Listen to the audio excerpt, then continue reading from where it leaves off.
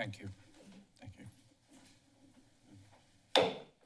The hour of 1 o'clock having come and gone, the Santa Cruz City Council will come to order and the clerk will call the roll. Thank you, Mayor. Councilmember Triguero. Present. Bruner.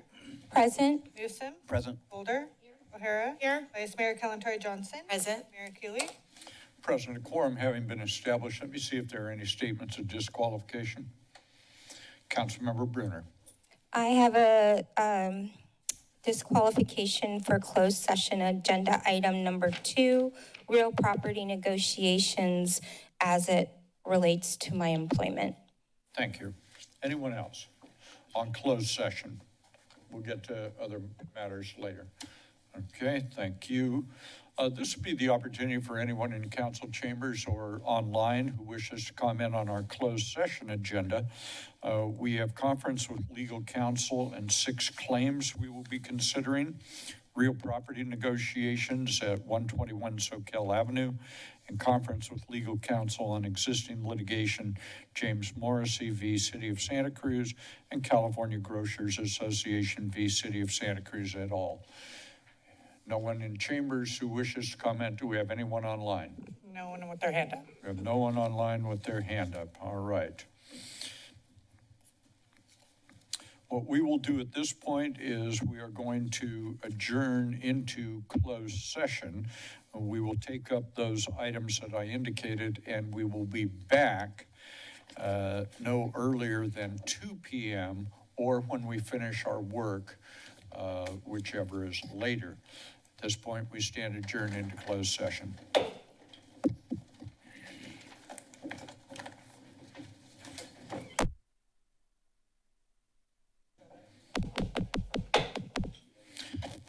The Santa Cruz City Council will come back into session. Madam Clerk, would you call the roll again to establish quorum?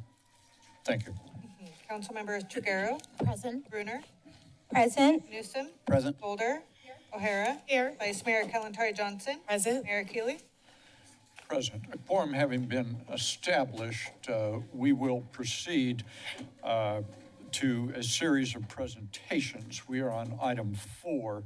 This is an SEIU Assembly Bill 2561 presentation.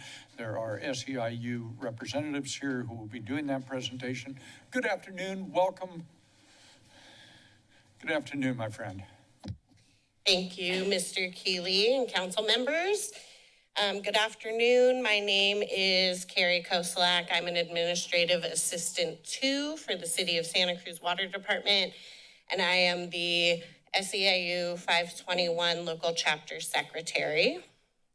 I'm here today to present on behalf of your workers.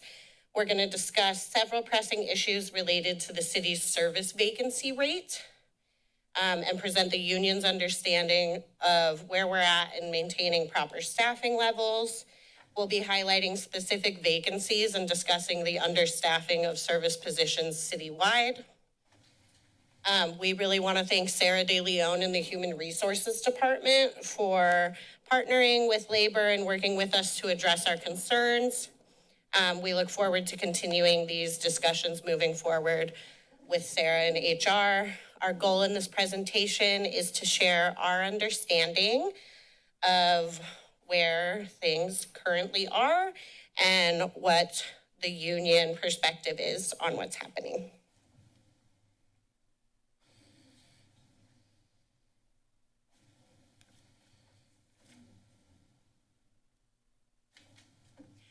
So again, we'll be going through vacant jobs, specific vacancies, highlighting the administrative assistant series, managerial bloat and the impact on the community and the workforce, temporary work, our lifeguards, our library floaters, what the issues are, and then we'll have some time for questions.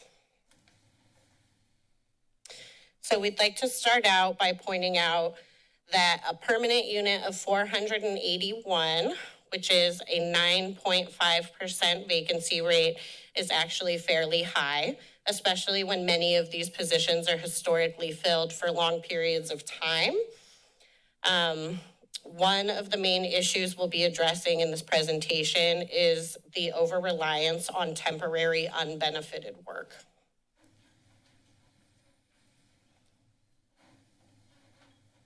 we thought it would be helpful to talk about a snapshot of the vacancy report to begin with. As you can see, we have several positions where there are many FTEs, full-time high vacancies. When we look at the snapshot, you can realize a few different things. The positions that have a high vacancy rate and a high number of budgeted positions, you'll see that they tend to be out of market rate pay. When you compare the number of temporary workers in the same classification, you can see that there are qualified candidates who can fill these positions, but are not being hired into these vacancies. One example is there are 5 admin workers hired on as temporary staff and 4.5 vacant positions. So why aren't we hiring for the Administrative Assistant 2 and Administrative Assistant 3 vacant positions? When you look further at positions that are lower on the vacancy rate, such as our Resource Recovery Workers, Resource Recovery Worker 1, and Parking Attendant, you see that the divisions use temporary work at a much higher rate than they're budgeting for new positions.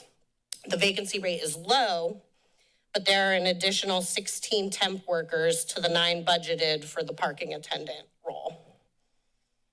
Despite the need for these positions, the departments are relying on unbenefited labor, oftentimes labor which makes less than the city's living wage ordinance. We also want to make sure that it's clear that while this report focuses on the 481 positions that are budgeted and benefited within the city, there's an often undiscussed workforce keeping much of the operations solvent that aren't reflected in the report. Those are temporary unbenefited workers.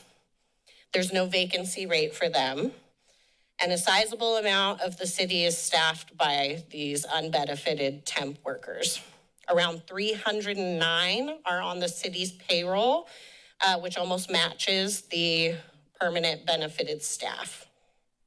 So when we look at certain positions with low vacancy rates, but a high reliance on temporary work, we can see that there's a need not being addressed by the number of budgeted positions in the classification. What's going on with our administrative assistant positions? I want to highlight that our administrative assistants are the frontline workers that the public makes first contact with across the city. Their responsibilities are to provide face-to-face interaction with the public, answering calls from customers and constituents, optimizing administrative functions, and assisting directors and other staff. They're the backbone of many of our operational functions of the city. Admin assistants play a really important role in the city, so why aren't they being hired for? And more importantly, why are they being unbudgeted?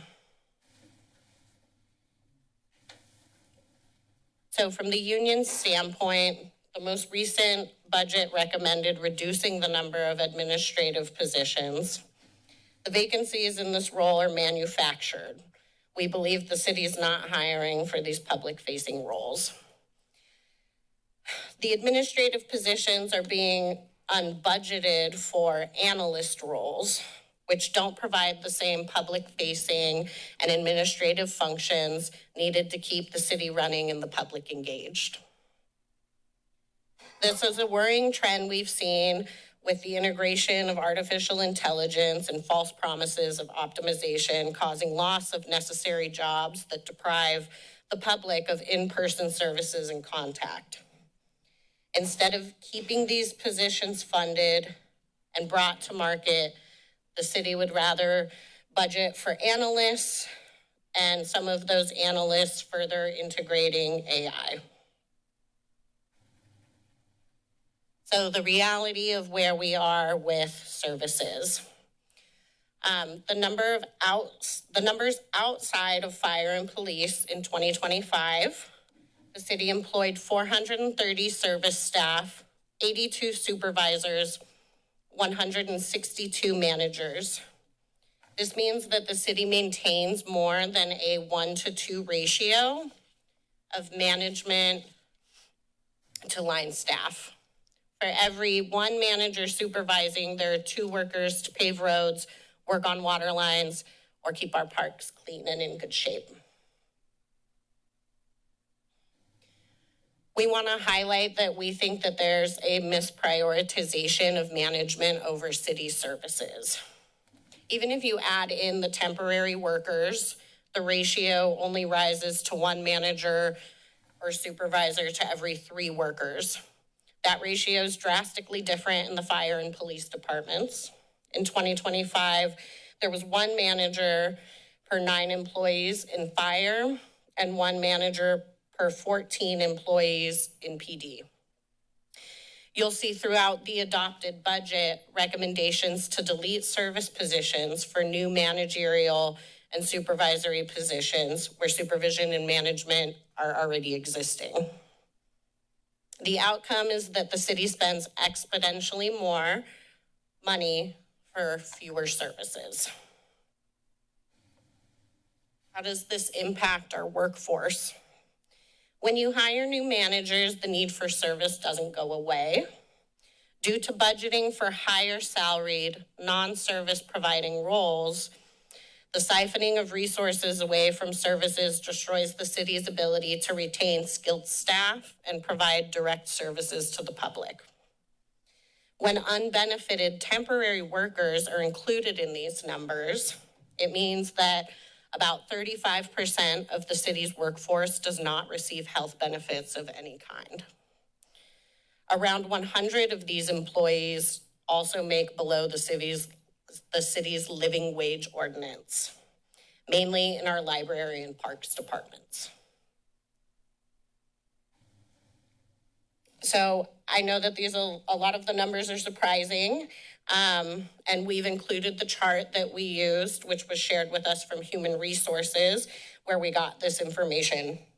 The benefits chart put out by HR showing the size difference between the service unit and the supervisor managerial units. And you can see that the number 430 represents the number of hired permanent staff in 2025. It does not include our vacancies.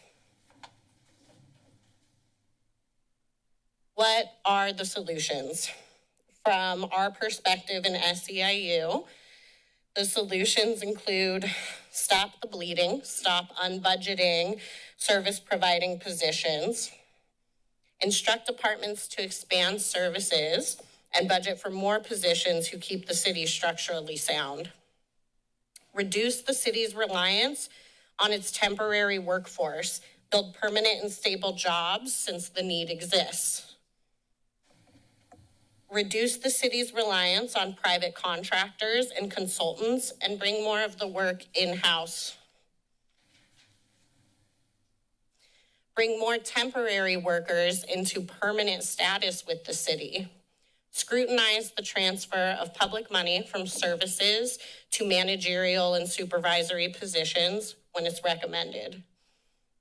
Set standards for AI to ensure that the city is protecting itself from job loss, and bring more positions into market alignment and ensure all workers are making above the living wage ordinance.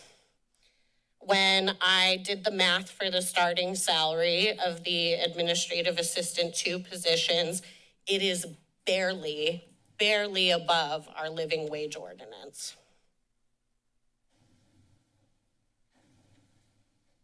So our recommendations overall, we think funds should be dedicated for a class and comp increase to help correct out-of-market vacant positions. Budget for limited term positions and bring them into permanency. Budget for new full-time classifications. New FTEs for classifications which have a high reliancy on temporary work. In relation to our libraries, with a $4 million temporary budget, there's room to budget for permanent library assistant 2 floater positions to help keep libraries fully staffed, and especially amidst their ongoing issues with violence at the downtown branch. Library aides make up most of the workforce who do not make more than the living wage ordinance.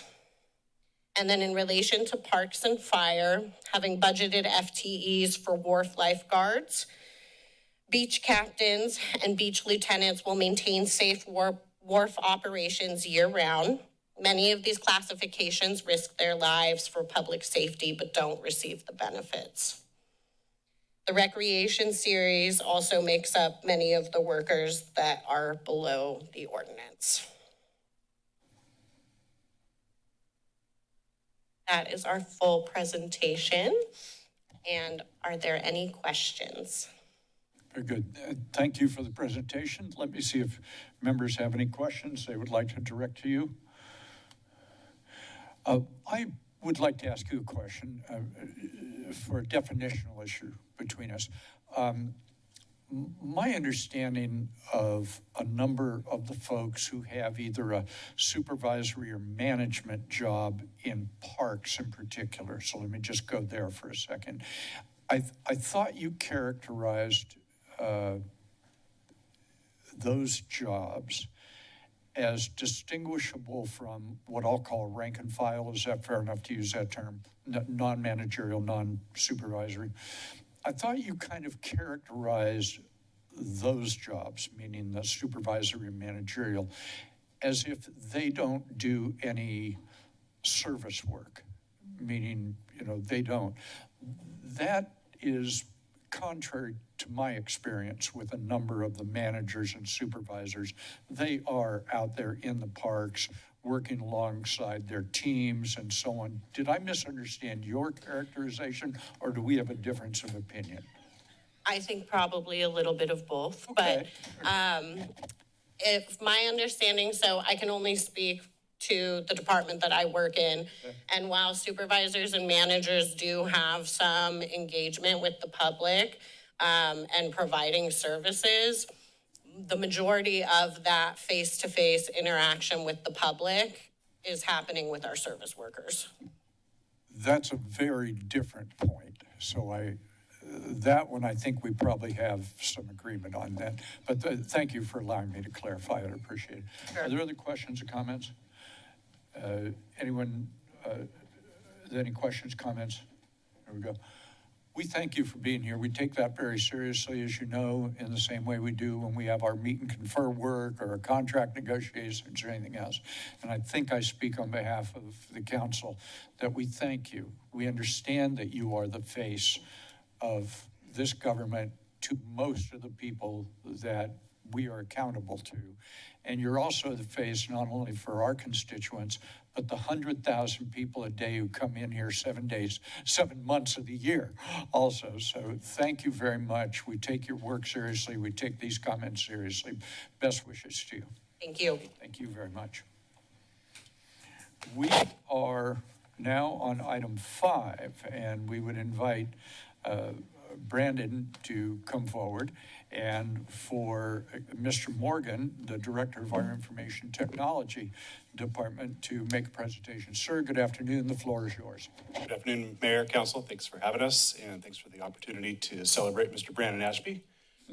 Brandon has now had 25 cycles around the sun at the city. The first half of his career, he spent at our IT help desk, mastering all of the technology and systems that make a full-service city sing. He has had special assignments to the police department, the fire department, and for the last half of his career here, he's been assigned as a SCADA and network systems administrator at our wastewater treatment plant. He manages the technology solutions there that help to process 3.5 billion gallons of wastewater per year.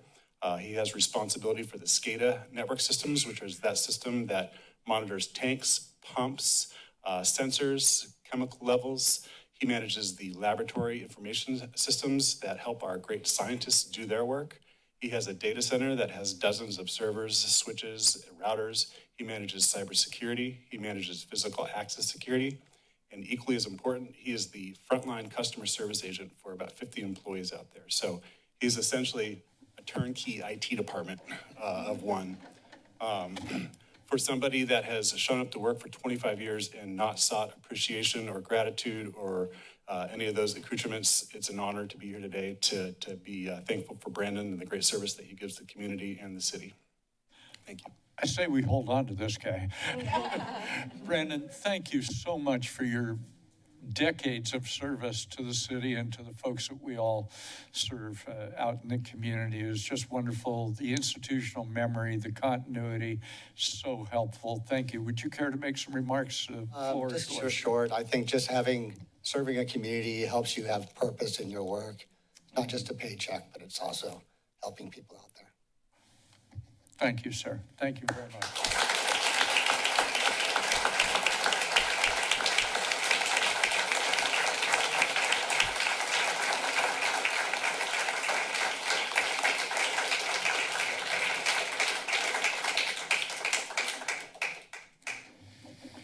We are on item number 6. This is an update of the Monterey Bay Green Youth Service Corps Fellow Projects. We will have a presentation from our very capable Dr. Tiffany Wise-West, who is our Sustainability and Resiliency Officer. Dr. Wise-West, good afternoon. The floor is yours. Good afternoon, Mayor and Council members. I am actually just introducing this presentation, but I'm very pleased to share with you today one of the projects that has come out of our workforce development grant that funds 3 Ecology Action Fellows, 2 City Fellows, and dozens of other fellows with other nonprofits in the Monterey Bay area. The 3 fellows from Ecology Action have been working with our fellow, Jennifer Manceau, on neighborhood resiliency workshops. Their fellowship is coming to an end, and so we wanted to bring them in to share with you this really important project they've been doing out in the community. And Jennifer, she's not presenting today, but she will be here later in the year to present her other project on community resilience centers. So with that, I'm going to allow the Ecology Action Fellows to introduce themselves and share with you what they've been doing. Good afternoon and welcome. Thank you so much for all of your good work. Thank you, Mayor and Council. We're really happy to be here to share our progress on this cool project we've been working on. We can go to the next slide. Thanks, Tiffany, for that intro. So, where do I point it?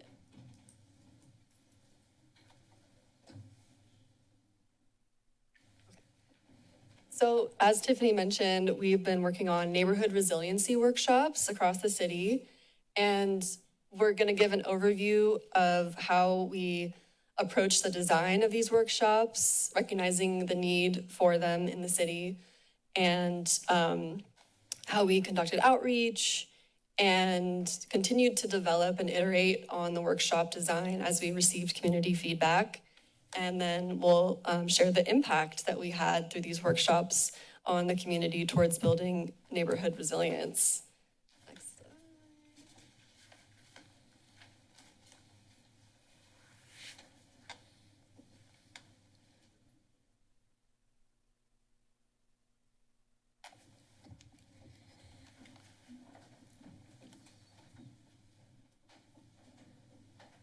Thank you. So yeah, the main. You're not the only one that has that trouble. First time they try to use it. Thank you. Not a problem. So the main purpose of the workshop series is to activate city neighborhoods to work together in strengthening emergency preparedness around key local climate risks. So what this means in practice is providing practical steps and resources to residents to help them prepare for emergencies, which we know are only getting worse with climate change, and also helping them to have more conversations around the relational side of things and building that network of resource sharing and skill sharing that makes communities resilient. So we really emphasized the practical things like go bags and stay kits and signing up for Cruz Aware, but we also really made this a community building initiative as well, which was really well received. So this is our map of where we've held the workshops and will continue to hold the workshops. As you can see, we are trying to be as equitable as possible in the distribution of the workshops. And for the first phase, we really focused on just getting this pilot project started. So we started with a lot of community interest from neighborhood leaders, and that helped us gather feedback and continue to iterate on the design. This next phase, we're really focusing on expanding the distribution to ensure that we're reaching more vulnerable populations, such as the low-lying beach flats community and also people experiencing homelessness in our city. So with that, I will let Angelica continue on. Good afternoon. Hi, Welcome. good afternoon. Okay, I'll speak briefly to our outreach and engagement approach. As fellows with Ecology Action, we represent a longstanding commitment to meaningful community engagement here in Santa Cruz that we were really excited to bring to this project. You can see much of our approach here on the slide. We participated in a lot of tabling opportunities that included Midtown Fridays, local community events, farmers markets, and neighborhood concerts as well. We also designed and distributed door hangers for neighborhood-specific workshops, and digital outreach also played a big role in this project, using social media posts, email newsletters, and also posts on Nextdoor. And speaking briefly on our workshop development process, to start this project and to address the primary risks most relevant for city residents, we referenced geographic, climate, and demographic data to cater our design and each workshop focus, depending on the audience we were speaking to ensure relevance and impact. We also sought insight from the Santa Cruz County Office of Response, Recovery, and Resilience, as well as the Santa Cruz Community Emergency Response Team, to collaboratively identify possible engagement gaps based on risks. And together we identified the gap being introductory engagement or instruction on emergency preparedness with an emphasis on neighbor-to-neighbor connections and its relation to climate action. And following that discussion, we set out to design engaging workshops that incorporated a variety of facilitation styles, including what you see on the bottom right of the screen, which is an interactive neighborhood mapping exercise that helps visualize both individual and neighborhood needs, resources, skills, and interdependence. And lastly, being a pilot project, we were really excited to prioritize and incorporate community feedback. We facilitated 2 community feedback sessions and have since made opportunities to regularly address feedback after each following workshop in the past few months, all of which has contributed to us being able to incorporate improvements regarding length, content, and outreach of these workshops.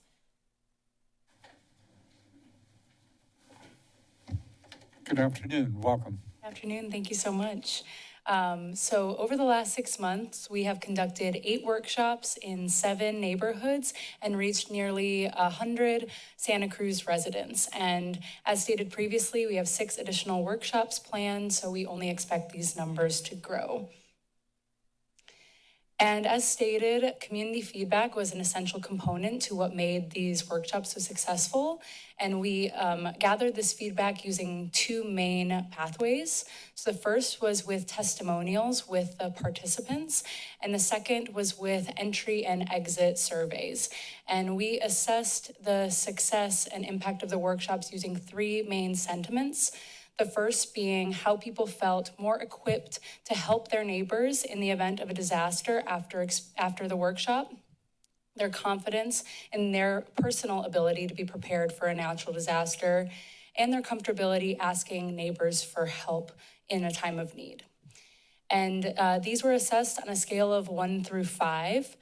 So on average, across all 3 of these benchmarks, we had our participants coming in at around a low 3 and leaving at a high 4 or a 5, which another way of looking at that is people came in with about a C or a C plus in their understanding and left with an A minus or an A. So we're pretty happy about that. And there's 2 main takeaways from this data. One is that most of our participants came in with a pretty good understanding of emergency preparedness and what they need to do to be prepared. And the main reason that we had participants coming to our workshop, and this is coming through testimonials and just conversations, is that they wanted an opportunity to connect more deeply with their neighbors, specifically around this topic that is typically not something you just casually bring up to your neighbor. And so they were excited about the opportunity to talk individually with their neighbors about this.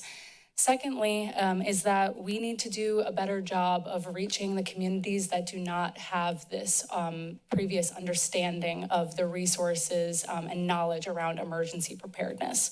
And we hope to address this in a few key ways. So as we look ahead and hope to expand upon these workshops, we're hoping to do additional outreach in key communities, such as Spanish-speaking neighborhoods, families or young parents, students, and our unhoused community, which overall were not equitably represented in the participation of our workshops. And we hope to do that through properly incentivizing attendance of our workshops through things like meals and childcare. A lot of these workshops happen during dinner time, and we do not want that to be a barrier to people attending, as well as a need to attend to their young children. Along with that, we also hope to offer more engaging opportunities, such as hosting block parties or even like micro 30-minute workshops with communities that offer more targeted, relevant information to their specific needs. And we are actually executing this week by offering a 30-minute workshop tomorrow in the Beach Flats community, entirely in Spanish. And we are also having a workshop at Homeless Garden Project with their unhoused community to speak with them about their concerns. And that's all we have for you today. We thank you so much for your time, and we open the floor to questions and comments. Well, thank you, all three of you. And you have one other colleague who's not here, is that it, today? Jennifer's here. She's waving to us. Oh, hi, there we go. Yeah, I thought I saw you around here. Good. Well, thank you so very much. I will open it to questions. Let me see if members have questions they would like to ask you. And we're going to start with Councilmember Golder.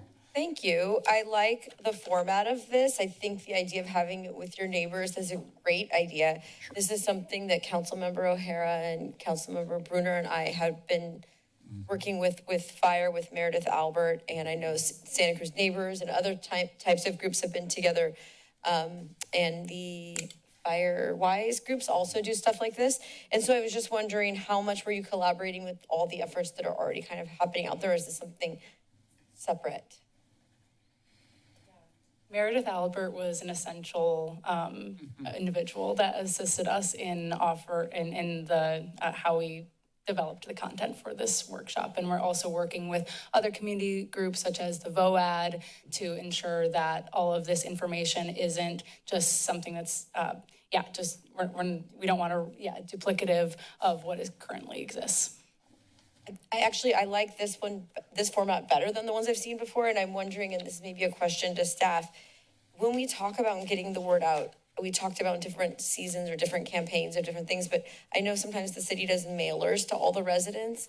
Like, to me, if this came in the mail and then some kind of blitz media thing to help people remember to prepare, it could be really effective in communicating, because 93 participants that came, it's hard to get people to, but if it came in the mail to everybody, they might take the time to make the plans to prepare. Yeah, and we can look at that model. When we're looking at our seasonal outreach that we're doing, we're looking at all the different platforms for reaching people, and we're also pairing it with the audience that we know is missing most. So we're looking at mailers, bill inserts, social media, our newsletters, our listservs, so all of that, and we can look at, this as well.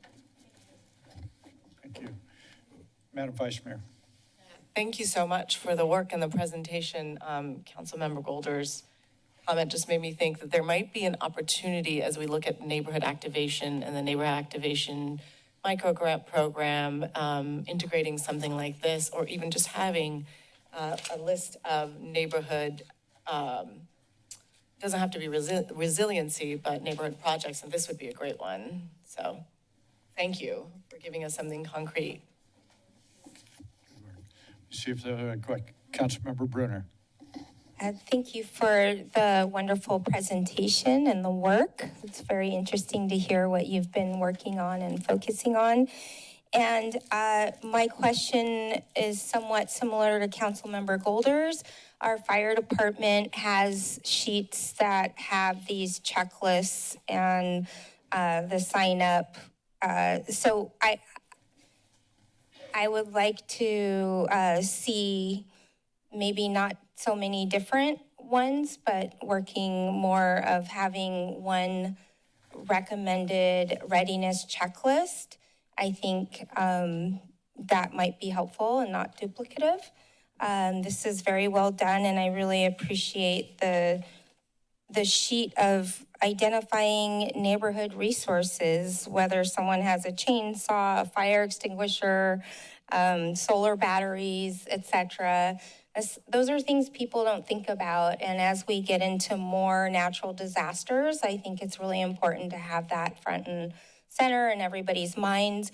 And another thing I think is really important that I bring up in our public safety committee meetings is neighborhoods include business communities, business neighborhoods, and it's really important to for businesses to keep in mind having a go bag, emergency kits, getting to know the neighbors, because emergencies strike anytime, anywhere. You may not be at home where all of your preparedness is.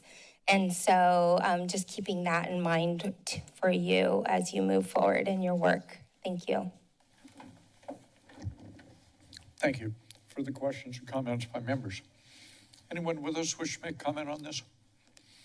We thank you very, very much. Excellent work. Thanks to all of you. We love Ecology Action too. They're a great partner in the community. So thank you. And we look forward to more good work together. Thank you, our friends. Thank you. We are on item number 7. This is a mayoral proclamation declaring August the 11th, 2026 as Catherine Breed Day.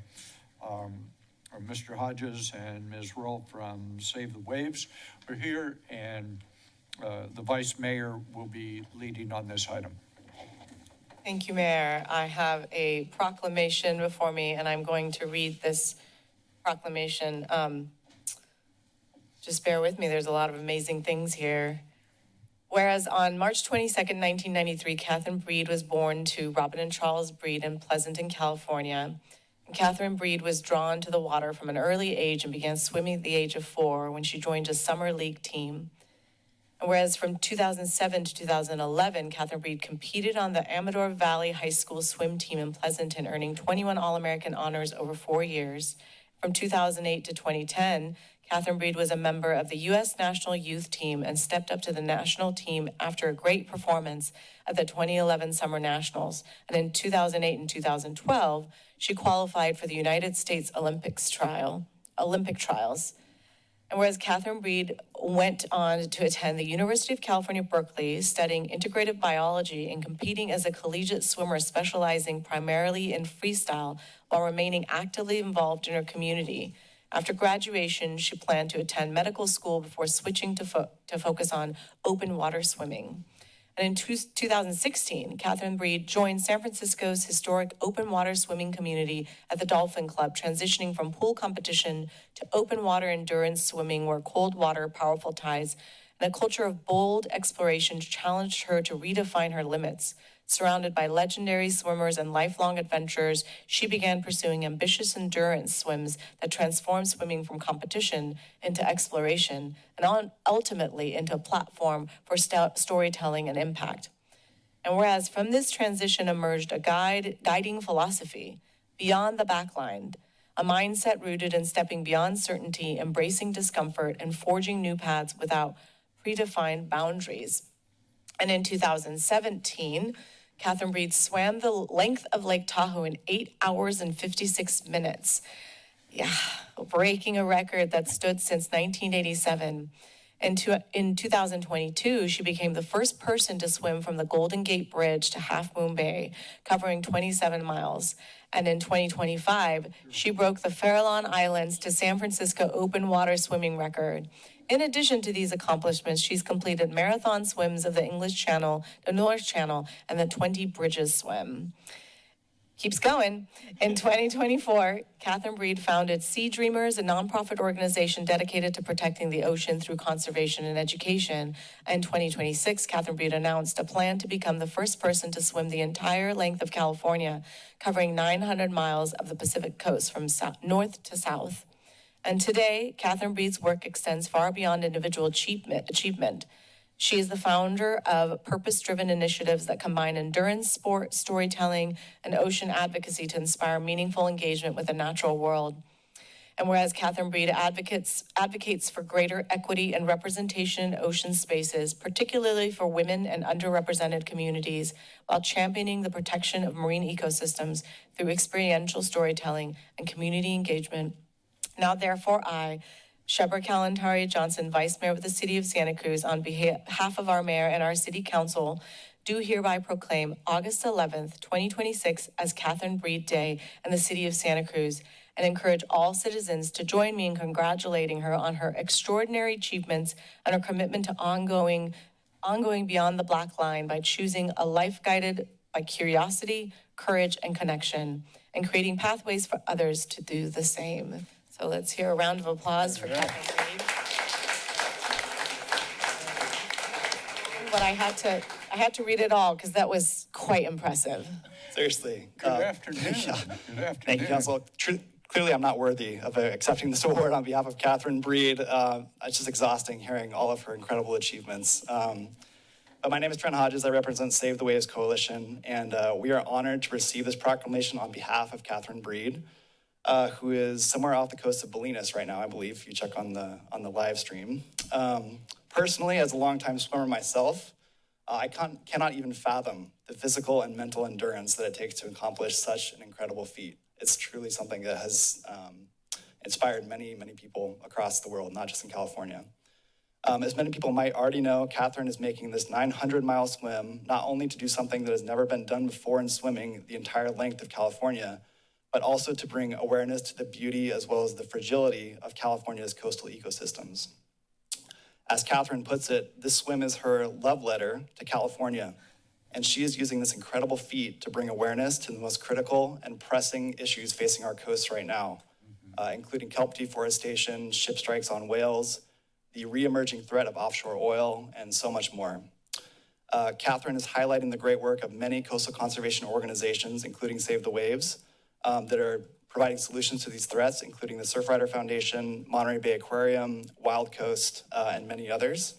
And we are just humbled that Catherine invited us and our organization to celebrate her stop in Santa Cruz, which we are expecting will be around August 22nd. So stay tuned for some details. Obviously, the timing has to be a little bit flexible with the feat that she's attempting.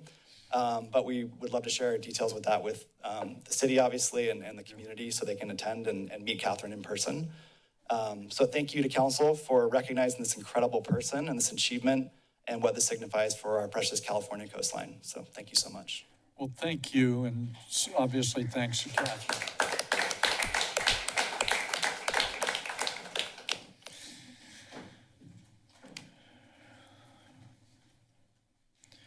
Mr. Hodges, while you're here, let me just also extend our thanks and appreciation to Save the Waves. That coalition is very, very helpful, working with all the other ocean-related entities around the Monterey Bay area. I know that you do that on an international basis. We really appreciate that work. It's very, very good and serious and scientifically based, and thank you for all that good work, sir. Thank you. Appreciate it, Mr. Mayor. And I'm actually stepping in for Sean Burns, who is our local coordinator here in Santa Cruz, and I do a lot of international work, so I'm humbled, and I'll tell Sean that you recognize all his great work. So thank you so much. Thank you, sir. All right. Indeed. We're on item 10. This is a mayoral proclamation declaring June 29th, 2026 as Oliver Tree Day. And we are going to have a presentation by Councilmember Brunner. Thank you. I'd like to invite Oliver Tree's family to come please step forward to the podium, who have waited patiently here today. Thank you so much. And we will be presenting a mayoral proclamation. Oliver Tree Nickel passed away earlier this year, unexpectedly, and had great musical and cultural impact here locally and internationally. And I am honored to present this proclamation. Whereas Oliver Tree was born and raised in Santa Cruz and has often credited the city's culture, extreme sport community and culture, and creative spirit as influences on his work. And whereas Oliver Tree has achieved international recognition as a musician, songwriter, actor, filmmaker, visual artist, reaching audiences around the world through his creative projects. And whereas Oliver Tree's success has brought positive attention to Santa Cruz and serves as an inspiration to upcoming artists and creators, and whereas Oliver Tree's message to his fans and the world was, no matter how strange you look, no matter how ugly you feel, you are beautiful. And whereas Oliver Tree's foundation, Dr. Oliver Tree's extremely epic art grant for baby geniuses, will support and foster emerging artists in music, installation, and performing arts in perpetuity. And whereas words that Oliver Tree lived by, you know people are coming to judge you in life, and I find it's much easier to just be able to take a deep breath, remind yourself who you are, what you do, what you stand for, what you live for. We're constantly changing and evolving and growing. And if people don't resonate with you at that moment, forget them. And whereas many residents and fans wish to celebrate Oliver Tree's artistic contributions and lasting connection to the Santa Cruz community, now, therefore, I, Sonia Brunner, Council Member, City of Santa Cruz, on behalf of Fred Keeley, Mayor of the City of Santa Cruz, and the rest of the City Council, do hereby proclaim June 29th, 2026 as Oliver Tree Day in the City of Santa Cruz in recognition of his achievements and contributions to the arts. Thank you. Yeah, thank you for putting this award for Oliver. Good, sir. Welcome. Yeah, so thank you for doing this for Oliver. He's a true local. He was born in Dominican, went to the Galt Elementary, B40 Middle School, and Harbor for high school.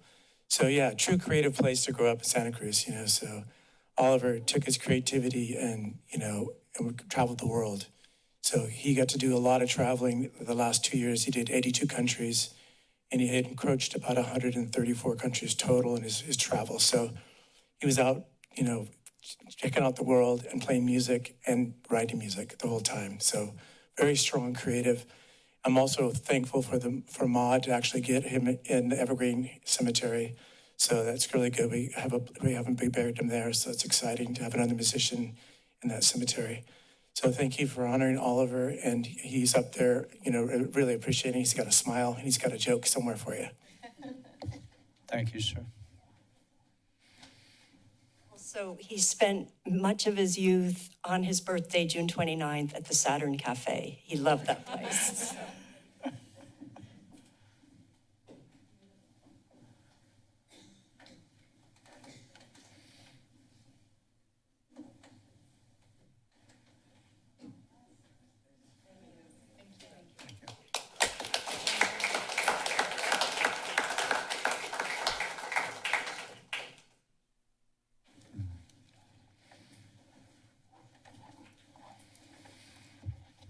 We are on oral communication. This will be the opportunity for anyone who is with us to address us on a matter under our jurisdiction, but not on today's agenda, for a period of time of up to 2 minutes. In the event that we have folks here and folks online who want to make comments under oral communication, we'll toggle back and forth between them. Mr. Ewing, good afternoon. Welcome. Can I call a point of order before I start, please? I'm sorry. May I call a point of order before I start? Please do. Okay. I listened patiently to the 5 proclamations, took some notes on them. Only number 6 did you ask if the public were to make comments. I would have loved to have made comments on number 4. That completes my point of order. Thank you. Yeah, hello, my name is James Ewing Whitman. It was quite fascinating you guys were on vacation, the supervisors were on vacation. Hopefully you guys are on vacation. I know when to stand up first. Apparently there were a lot of people behind me. When I turned around, there were like 20 people behind me, and I said what I said. I was gonna probably try to deliver my shortest corporate feces sandwich, and I started with the yummy bread and then the other end of the yummy bread. But I had to leave the meeting when the second woman brought up chest feeding.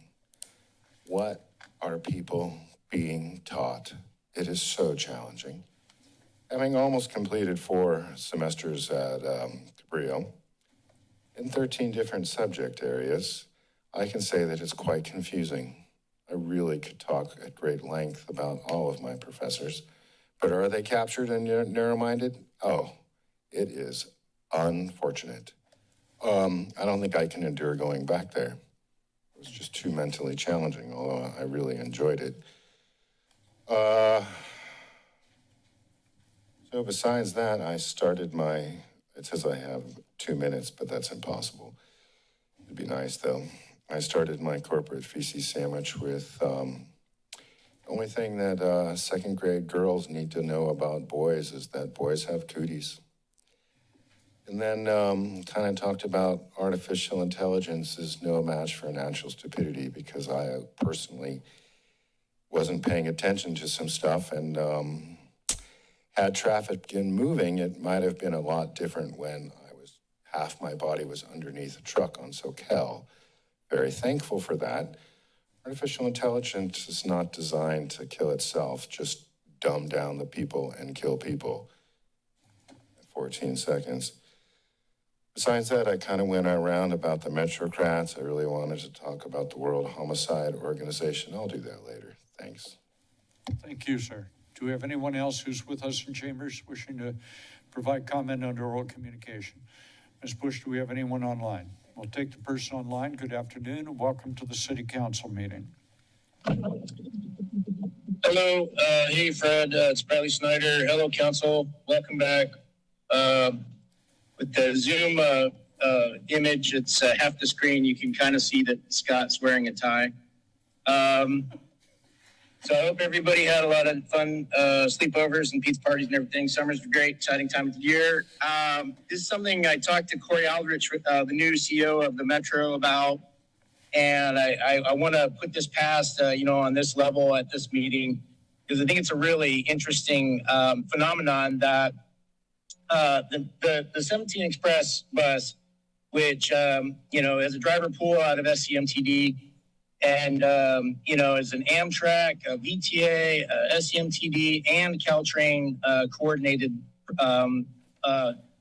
route. The one thing that they did was they designed it about 5 years before they put in the green line to South San Jose. And so every time you take that bus going to San Jose and vice versa coming back, you're going underneath the green line. So undoubtedly had things happened in the reverse order, the line would have stopped at Hamilton and at 880 at Hamilton. And there is a light rail station right there that it passes every single route. And so that's just an oversight. Now, Mr. Aldrich is new to SCMTD. He's from, I think, from the Dakotas is where originally where he did his work with a transit system in that area of the country. But for me, it'd be very exciting if they would, they could. There's so many different organizations involved now. Ryan Coonerty worked under Matt Mahan in San Jose, and I'm sure he's familiar with Mr. Mahan's interest in bringing BART into downtown San Jose. I only have 4 more seconds. So anyways, thanks for letting me speak, and welcome back. Thank you. It's online. We'll take the next person online. Good afternoon and welcome. Yes, thank you. I pledge allegiance to the flag of the United States of America and to the republic for which it stands, one nation under God, indivisible, with liberty and justice for all. I especially like the liberty part, the essence of what America is. With all the democratic communists trashing American principles the last 10 years or so, I think we all need to reaffirm our American roots and values. You must be aware of what they, the so-called DSA, stand for. Things like abolishing the Senate, presidency, the Supreme Court, abolishing ICE, borders and prisons, defunding the Pentagon, mass amnesty for illegals, and very pro-Hamas. DSA influencers like Hassan Piker have been reported to be calling for killing all capitalists, raping their daughters, or impoverishing the white middle class, and endorsing racist DEI principles, to mention a few. Refusing to say the pledge gives me the idea you don't all believe in Western American principles. Proposition C also leads me to believe that. It's very anti-private property. The real estate transfer tax is pure wealth confiscation, offering nothing in return to those who have their wealth stolen. Its effect is people become poorer. You must realize property taxes normally and should fund necessary services that everyone can access. Sales taxes as well as income taxes tax new wealth creation. They do not confiscate already taxed wealth, which is just an abuse of the democratic process. Hopefully, Proposition 43 in November will forever eliminate tax abuses by city outsiders, self-interested nonprofits like Measure C was. I'll bet when Eden calls, you pick up the phone. As to sanctuary city status, I would think you've seen the effects of open borders in Spain, where 50,000 illegals invaded a small Spanish city in a day. Now there's reports of 13-year-olds being raped, various acts of violence. That's the result. I sure would like to see in your budget, annual budget, you have state of the city stats, and I'd love to know how many illegals there are and what the crime statistics are each year, as well as gang activity.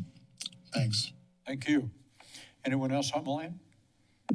Okay, anyone else? Last call on oral communication. We're on presiding officer announcements. I have none at this point. Statements of disqualification on these agenda items. Council member? Thank you, Mayor. I have to recuse myself from item number 28. I own property within 500 feet of the project. Thank you. Any other statements of disqualification? Seeing here none.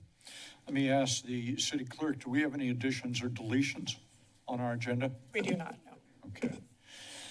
Let me see. We are going to now receive a city attorney's report on our closed session. Good afternoon, Madam Council. Good afternoon, Mayor. The council met in closed session today at 1 o'clock to discuss liability claims. Those are the claims listed on your agenda.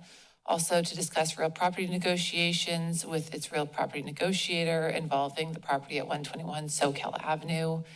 The council also met with legal counsel to discuss existing litigation. The two matters were the case James Morrissey versus City of Santa Cruz, and the second one was California Grocers Association versus City of Santa Cruz. And I forgot to mention that Councilmember Bruner recused herself from item number 2, the real property item. Thank you. Well, thank you. Council meeting calendar. Ms. Bush, anything you would like to draw to our attention? No changes. Very good. Thank you. We are on the consent agenda. For those of you that might not be familiar with it, we will be taking up items 10 through 23 inclusive on one motion. What I will do is give an opportunity for council members to pull or comment or ask a question on an item. I will then go out to the public for a similar opportunity. Let me start on my right with Councilmember Chiguero on the consent agenda. No, thank you, sir. Very good. Councilmember Bruner.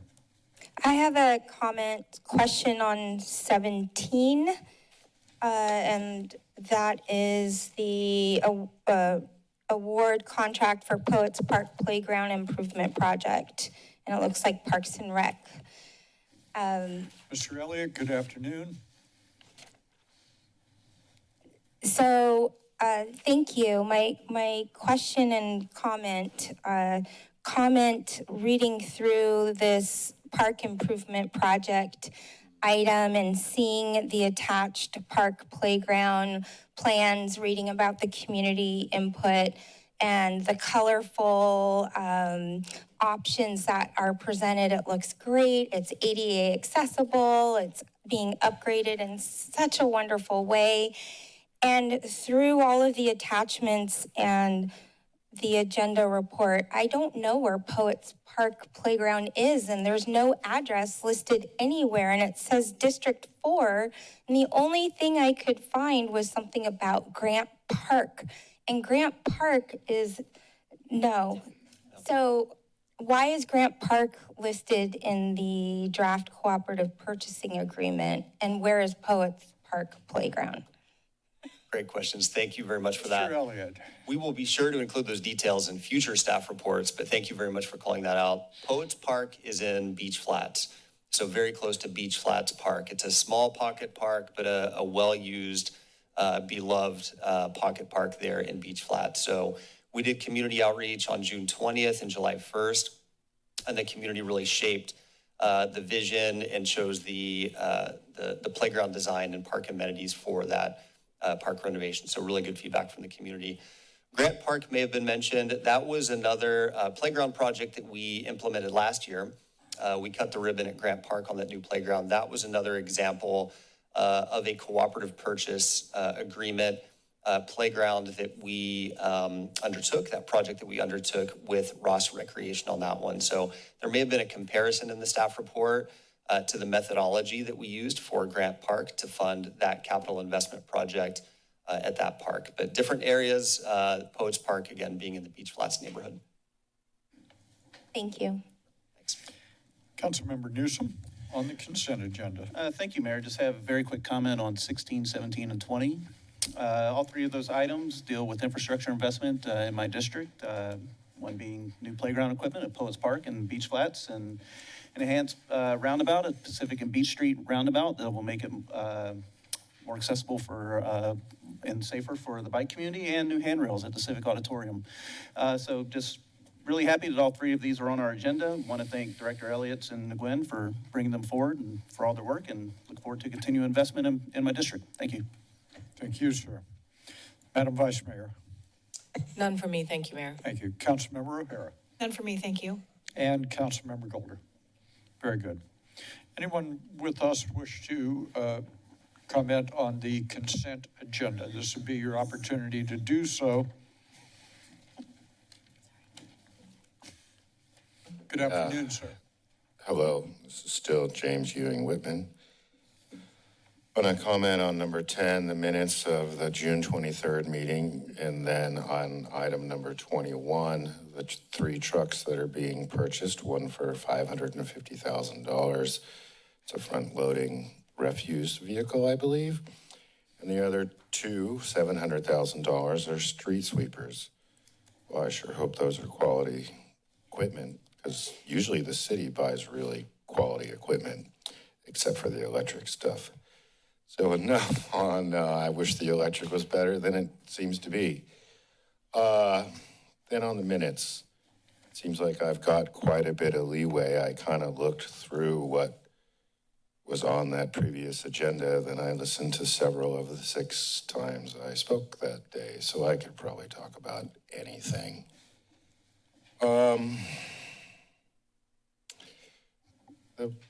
Making a reference to the violence against women, which I think is really important to protect and covet. I attended a meeting last Wednesday in this room. There were 5 women on this side, 1 in the audience, and then the police person. I spoke 3 times. That was great. I only spoke briefly. It was rather nice. It didn't have to be, but I was. Lo and behold, they had another meeting at 6:30, and they had some of the same information on there. It's just interesting how these strategies work. Once again, this is a very interesting shirt, the World Homicide Organization. I mean, started in 1913 with the Clayton Act. It's not what people think it is. You know, it has a lot to do with the city and county management system, and that it's controlling and directing the populations in a certain way, which is population decline. Now, I could be much more specific. I took several pages of notes from a presentation that Dr. David Martin provided. I suppose I could read some stuff, but I meant what I said about population control.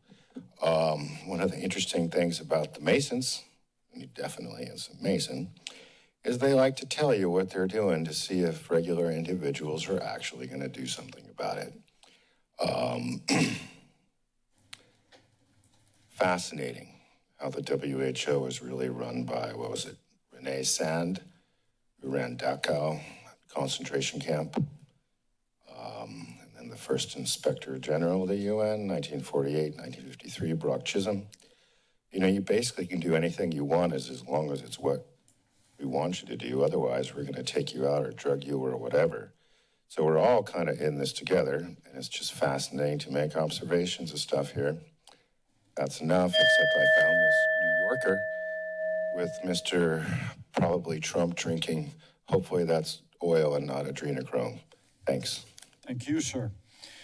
Anyone else on the consent agenda? We have someone online. We'll take the person online. Good afternoon and welcome. Hello again. It's Bradley Snyder. I'm looking at the agenda, and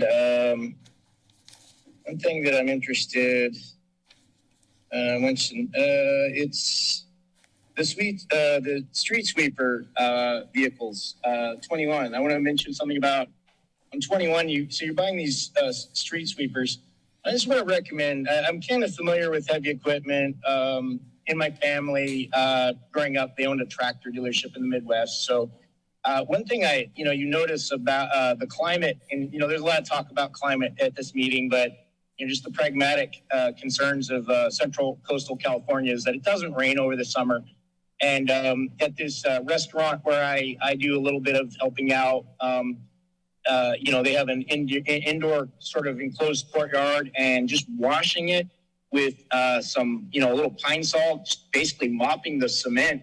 It does wonders. And, I really think the city of Santa Cruz should consider, but pressure washing's great, but seems a little resource intensive. But just simply rinsing the sidewalk during the summer once a month or twice a month would do wonders, I think, for the environment downtown. And so, you've got street sweepers, but nothing, considering that particular effect in the summertime, where you get all these stains that just dwell for a long, long time. And it's basically just someone spilled their coffee or something like that. The liability claims against the city, I have to imagine the lawsuit you dealt with in closed session about the grocers was about taxing soda pop, and I've expressed my opinions in the past about that. I don't think it's a fair, I don't know, it unfairly, targets people who just prefer a certain consumer product. That doesn't seem fair to anybody. I wanted to shout out to Ryder Williams, the lifeguard who, sorry I forgot during public comment, but, congratulations to that kid for saving a life. That's just an amazing example. Anybody should try to do what he did, if they see someone, suffering from, the climate effects of the waves. Just kidding. Anyway, thanks very much. Have a good one. Thank you, Mr. Snyder. Anyone else online? Matters back before the body. Pleasure of the body. Councilmember Triguero moves the consent agenda. Councilmember, we got a second. We got a second from Councilmember Newsom. Debate or discussion? Seeing and hearing none, the clerk will call the roll. Councilmember Triguero. Aye. Brunner. Aye. Newsom. Aye. Holder. Aye. O'Hara. Aye. Vice Mayor Kalantari Johnson. Aye. Mayor Cooley. Aye. Motion passes as ordered. We are on consent agenda public hearing. There are two items. We'll be opening the public hearing on both items 24 and 25. Let me see if members have any questions or comments on these items. Let me just ask generally. Any questions, comments? Members of the public, this will be your opportunity to comment. I open the public hearing on items 24 and 25. Last call, do we have anyone online on items 24 and 25? Seeing none, we will close the public hearing. The matter is back before the body, the pleasure of the body. I'd like to move items 24 and 25. Councilmember O'Hara moves and Councilmember Brunner seconds, moving items 24 and 25 as recommended after the public hearing. Further debate or discussion? Seeing none, hearing none, the clerk will call the roll. Councilmembers Triguero. Aye. Brunner. Aye. Newsom. Aye. Golder. Aye. O'Hara. Aye. Vice Mayor Kalantari Johnson. Aye. Mayor Healy. Aye, motion passes and so ordered. We are on item number 26. This is a California Public Employees Retirement System contract amendment. We have materials in our packet. Our very competent Chief People Officer, Ms. De Leon, is here. Ms. De Leon, good afternoon and welcome. Thank you, Mayor. Good afternoon, Mayor and City Council. I'm hoping this is a quick, easy item, but maybe I should never start with that. This is a cleanup to our CalPERS contract that impacts our entire workforce.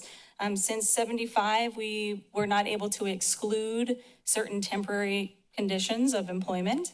And so we are making sure that our contract aligns with that state law.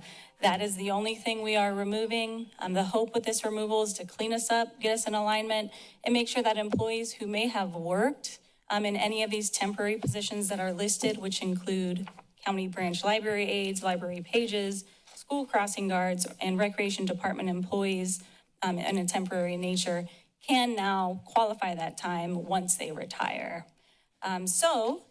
That would impact our staff. Once this ordinance passes, I believe at the second reading, anyone who retired after that would be able to collect that time if they had it. And that's all. Thank you, Ms. De Leon. Let me see if there are questions by members. Councilmember O'Hara. Thank you, Ms. De Leon. I do have a couple questions, and this might be a reading of the staff reports around the characterization of kind of cleaning up. That has been kind of confusing to me. So the staff report clearly explains the need to remove the existing contractual exclusions for certain hourly, temporary, seasonal, part-time employees. So I get that. But what also caught my attention is that the actual motion, resolution, and ordinance go further. They also remove the contractual exclusion for all appointive members of the boards and commissions. And there's no data or information in the staff report that talks about that being a separate category of exclusion. And I need to understand that because that actually caused me to question that particular aspect of the motion and what we're trying to achieve with that. So anyone who had a temporary nature as an appointed member should still count. And so we don't want that language there disallowing that service. Is that your concern that it's doing the opposite? The way I read it is that we're basically offering potentially CalPERS retirement to appointed members of the boards and commissions. No. They would have to be hired as temps and go over. There's other eligibility requirements. You have to hit over the 999 hours, basically 1,000 to qualify to be enrolled into CalPERS. So just because you're a temp doesn't always mean that you're going to earn time in CalPERS. It's usually if you've exceeded that 999 hour limitation. So we are not giving CalPERS retirement straight away to any temps. There's other eligibility requirements to meet that. So if I'm understanding this correctly, if there happens to be a temp employee that moves from temp employee to board or commission and then is continuing to accrue hours, those hours would be potentially? Correct, because as a temp, all your hours together count in totality regardless of the classification itself. It's a 999 limitation as that appointment type of temporary. So you could be a temp recreation aide for 600 hours, a temp maintenance aide. If you are paid as a temp doing some sort of, I don't know that we do that with our boards and commissions. We don't usually hire them as temporary employees. But if we did, those collective hours would count towards that 999. And if they went over, then we would be enrolling them in CalPERS. So sorry, hypothetically, if a temp employee that was a school crossing guard or a parks employee during that same fiscal year becomes a downtown commissioner, that time as a downtown commissioner would be subject to PERS retirement? The hours counted towards it would count towards their 999. But we don't often, there is a council policy not allowing us to go over the 999 hours. It's extremely limited. So Okay. This is nebulous for me, actually. I think it's very possible that there could be temp employees that go over $9.99 by virtue of transitioning from a temp position to an appointed position. And I'm calling into question whether that isn't our intention, because I don't feel like we are compensating and or even tracking hours associated with commission and board appointments. why don't I take this back with my staff? And I know we have, if we can still do the reading today, open it up. I know I have to do a second reading with you all, and I can come back with that, perhaps it has to be 20 days apart, so I believe it's not the next meeting, but the following, that the second reading would take place. Would that be acceptable? I'm happy to get some advice from the city attorney and Sure, assistant city manager. we're kind of back and forth here. My understanding is that people on city boards and commissions are not paid. They receive an optional stipend. Is that correct? Correct. How exactly the number of hours they use factors into the CalPERS, maybe you can comment on that, Ms. De Leon. I understand Councilmember O'Hara's concern, because it does read all appointed members of the boards and commissions, semicolon, and that doesn't speak to total hours. And so I see why she does have the question and concern, and I think it's appropriate for me to get some final staff check-ins before approvals in the next meeting. That's helpful. Thank you. Very good. Councilmember Brunner on this item. That was my similar question regarding all appointed members of boards and commissions and clarity around that. So thank you. Thank you. This would be the opportunity for anyone who is with us who wishes to make comment on this item. This would be your opportunity to do so. In the event we have folks online, we'll toggle back and forth. Anyone on this item? We have anyone online? Matters back before the body, pleasure of the body. Thank you, Mayor. I am seeking some advice from the city attorney and Ms. De Leon as to whether whether I should be suggesting a continuation or denying the resolution and the publication of the first reading of the ordinance. I think what Ms. De Leon presented, the option she presented, was to go ahead and pass this motion language today, and that if there is a problem with the city commissioners, that sort of thing, that there would be potentially another first reading at the next council meeting. But if everything checks out, then we could do a second reading as appropriate. Thank you. The mayor, I'm happy to move staff's recommendation with the express understanding that we might have to return with a second first reading. There's a motion, second by Councilmember Brunner. For the debate or discussion? Seeing and hearing none, the clerk will call the roll. Councilmember Triguero. Aye. Brunner. Aye. Newsom. Aye. Golder. Aye. O'Hara. Aye. Vice Mayor Kalantari Johnson. Aye. Mayor Cooley. Aye. Motion passes and so ordered. We're on item 27. This is the 2025-2030 City of Santa Cruz Local Hazard Mitigation Plan and Climate Adaptation Plan and Implementation Progress Report. We have material in our packet, and we are going to receive a presentation from Dr. Tiffany Wise-West. Good afternoon and welcome to you. Good afternoon, Mayor and council members. We're here today to present to you the one-year implementation of the 2025 to 2030 Local Hazard Mitigation and Climate Adaptation Plan. I'd like to introduce Michael Dyer, who is our Sustainability and Resiliency Project Manager too, and had substantial work on this report that you see today in terms of data collection, analysis, and the report itself. So thank you, Michael. He's here to answer any questions that I cannot.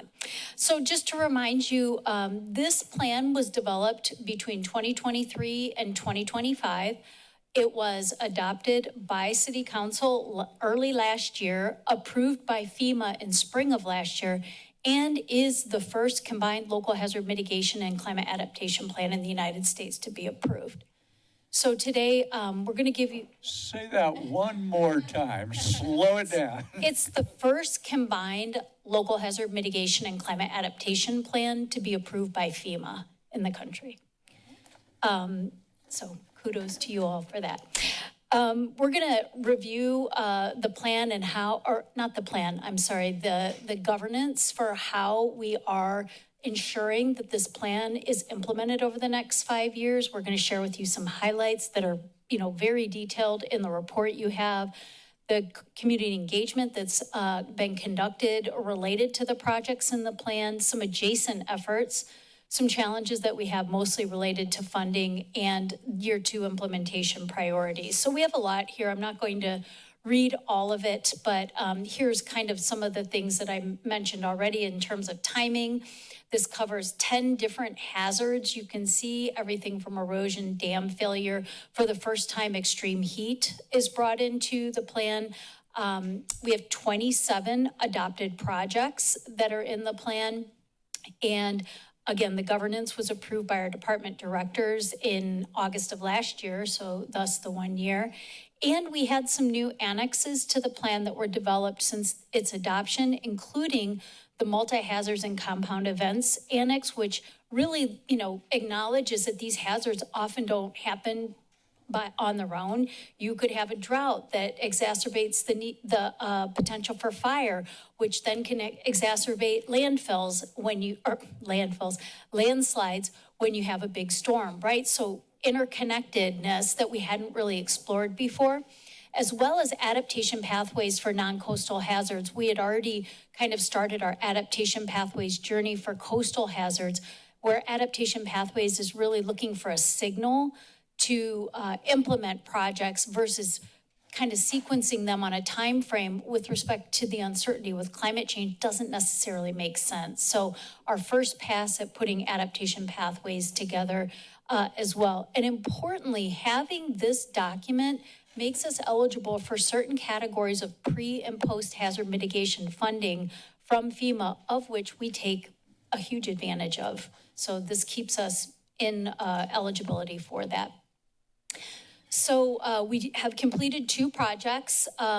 We have 22 of the 27 that are in progress. So we've started almost all of them.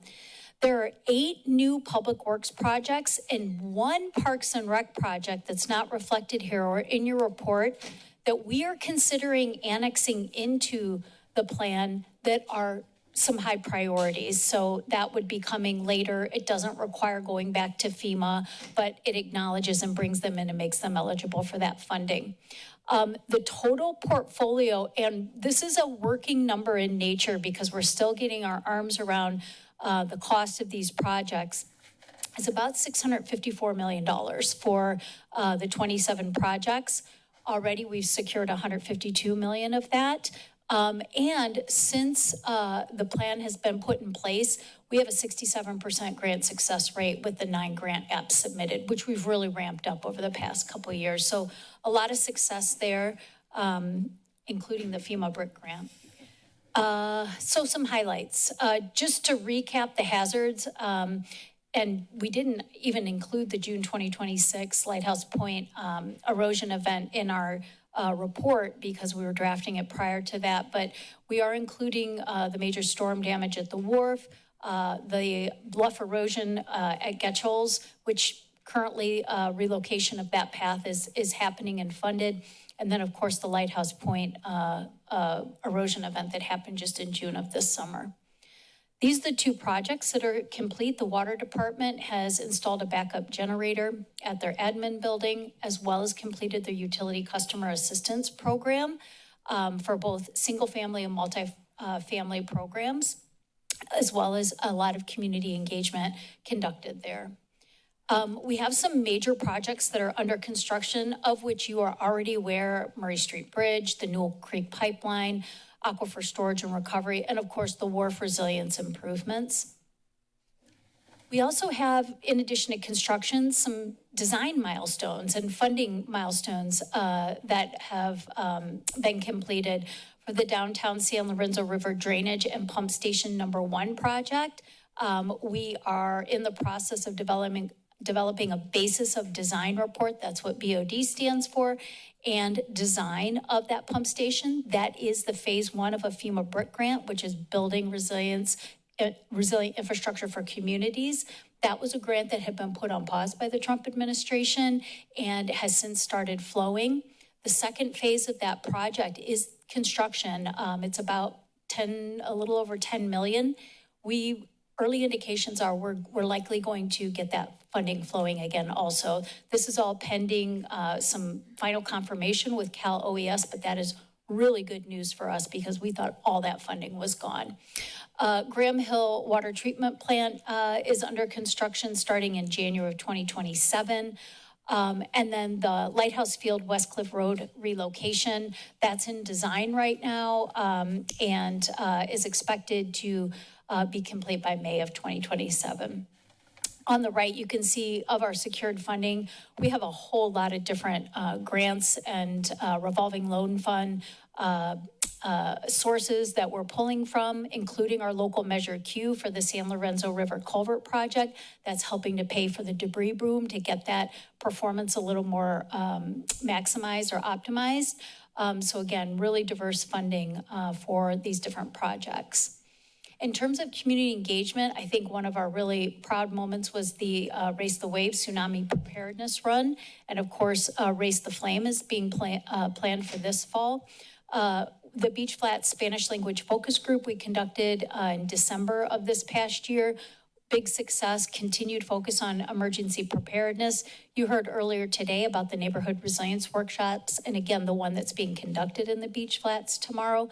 And as I mentioned, our fellow will be sharing with you a little bit later in the year our work on developing both municipal and nonprofit community resilience centers. So those are places that people can go to say, pick up air purifiers, to get into clean air when there's smoke, cooling centers, but they can also serve as long-term education hubs or workshops, things like that.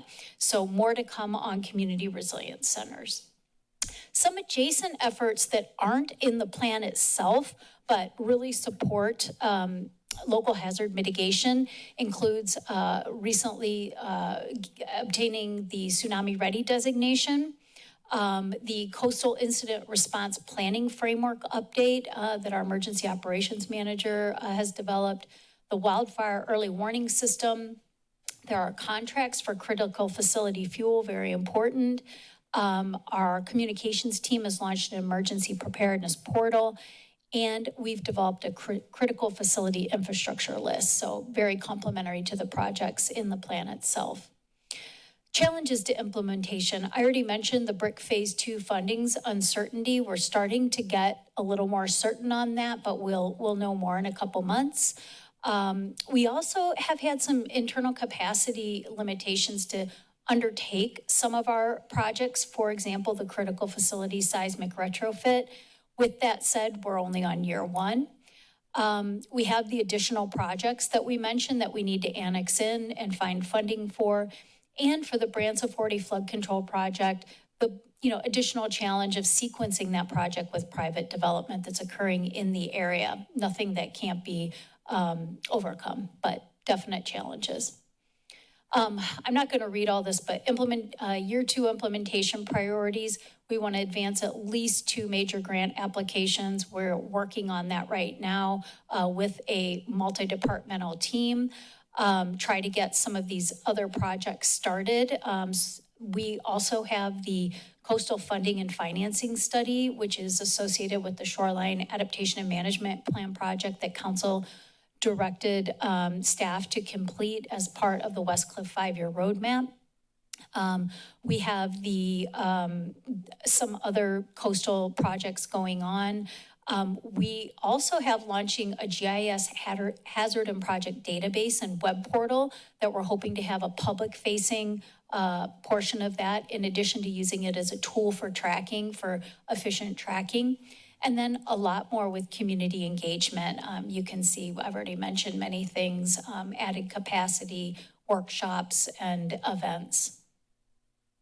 With that, that's my presentation for you. I'm happy to answer any questions, and the staff recommendation is shown if you are able to accept the report. Dr. Wise-West, thank you. Many thanks to you and your staff for this fine work. Let me see if there are questions or comments by members. Councilmember Brunner. Thank you so much. I really appreciated reading through the staff report and the attachments, and I just wanted to say I appreciate the tracker. I love that kind of data and seeing it in color differentiated columns, and that was really helpful for me to see, and the prioritization from highest to high to and so on down the list. So thank you so much for all the great work to everybody involved. Thank you. You're welcome. And yes, I should acknowledge that there is a team of city staff that meets twice a year on this, and we're key to us gathering all this information citywide. Thank you. Councilmember O'Hara. Thank you, and I had an opportunity to express this directly to Dr. Wise-West in the hallway earlier. I just want my colleagues, and I'm sure you know this, to understand that we are so normalized to the exemplary work that this office does that we can sit and listen to a presentation like this where we can see that we are nearly 70% of awarded grants, hundreds of millions of dollars of investment, and think that's business as usual, but it simply is not. It is extraordinary. It's extraordinary. It's generational. It is the most critical work, that we are doing to ensure that the infrastructure in our community is here for the next generation and the many generations after that. So I just want to express my appreciation, and then just say out loud how unusual this is. I was just in Wisconsin last week working with 7 water utilities that have formed in the 90s a water authority. It's the only in Wisconsin. And they have gone through this process of building a 65-mile, 48-inch pipeline to bring Lake Michigan water to these small communities. And when I got out there, they sit on top of the Fox River, and I asked, why aren't you using this water source? It's because the Fox River is completely polluted, and they are living in a completely different world than we are here. And some of that is because of California legislation. Some of that is because the city of Santa Cruz has been at the forefront for years doing this work. So thank you, Tiffany. I really appreciate it. Thanks to staff as well. I'm so proud to be a part of this work that you are doing and have a little piece of it. Thank you. Again, just want to mention this is a testament to all our staff. I'm just here reporting today. Further questions or comments? Let me see if there's anyone who is with us who wishes to make comment on this item. This will be your opportunity to do so. Ms. Bush, do we have anyone online? We will take the person online. Good afternoon and welcome. Hello. I just have a quick question. I didn't see any reference to the cost to the local taxpayers in any of these projects. And I know there is some, and maybe somebody there could ask that question. Thanks. Thank you. Dr. Wise-West, on behalf of Mr. Phillip, I'll be glad to ask the question. Sure, absolutely. We don't have that totaled, but what you saw, that 152 million, is grants. Now, in some cases, we have matches that we have to bring with that, which vary in percentage. That's not something we have totaled. We could. And then the rest is our staff time. I want to say with regard to grants, I think it's one of those cases where we think it's somebody else's money. This is grant that we have paid somehow in taxes, fees, and excises of various kinds, and we're getting those back into the city of Santa Cruz. It's not like it's somebody else's money. So when Mr. Phillip asks, the taxpayers, well, this is clawing back some of our taxpayer money that we paid here back into our community for these very beneficial purposes. Let me see if there are other questions, comments. Anyone else online, Ms. Bush? No? Last call? Yes. Please. Mr. Ewing, good afternoon, sir. No, thank you very much. I like being called Mr. Ewing, actually. I thought this list of 10 was about the 17 sustainability goals. I'll just list them. Number 7, coastal erosion. 2, dam failure. 5, drought. I didn't write clearly. Number 9, 2, extreme heat. 13, flood. 3, landslide. 9, sea level rise. 2, tsunami. 10, wildfire. I guess what I gotta say is we are all in this together. We are all breathing the same air. And when we have any kind of disaster, you know, who's actually looking out and helping each other? That's a big question. It's actually a big question. I question a lot of things going on in these rooms, and I wish that there was a jurisprudence that was really helping each and every individual. But I can observe a similarity to my 13 different subject areas at Cabrillo. Fascinating. I loved my professors, but I love all you guys too. But I disagree with you guys a lot. So I just kind of have to wonder about all this stuff. I'm pretty sure FEMA was mentioned. I looked in the stuff. I didn't see it in particular. Who's in charge of FEMA in this county now that Carlos Palacios is gone? You know, my understanding is we've been in a state of emergency since March 23rd or March 13th, 2020. FEMA's been in control. So back to when any of these natural processes happen on planet Earth, Santa Cruz is not an island unto itself. California was an island 300 years ago, but that was then. I'm amazed just to be an observation of this stuff. I was gone for, I thought, 5 minutes. You went through 3 other items. It's happened before. It's just okay. So it's just a pleasure to be here. I'm glad nobody resigned in any of the office while you guys are on vacation. And I'll bring stuff up next time. Thank you so much. Oh, well, thank you so much. All right, matters back before the body. Pleasure of the body. The vice mayor is recognized. Thank you. I'd like to move to accept the local hazard mitigation and climate adaptation plan, year 1 implementation progress report. As a motion, is there a second? Councilmember Newsom. Debate or discussion? Seeing and hearing none, the clerk will call the roll. Councilmember Triguera. Aye. Brunner. Aye. Newsom. Aye. Boulder. O'Hara. Aye. Vice Mayor Kalantari-Johnson. Aye. And Mayor Cooley. Aye. Motion passes and so ordered. For those of you who've been sitting, waiting patiently, we have arrived.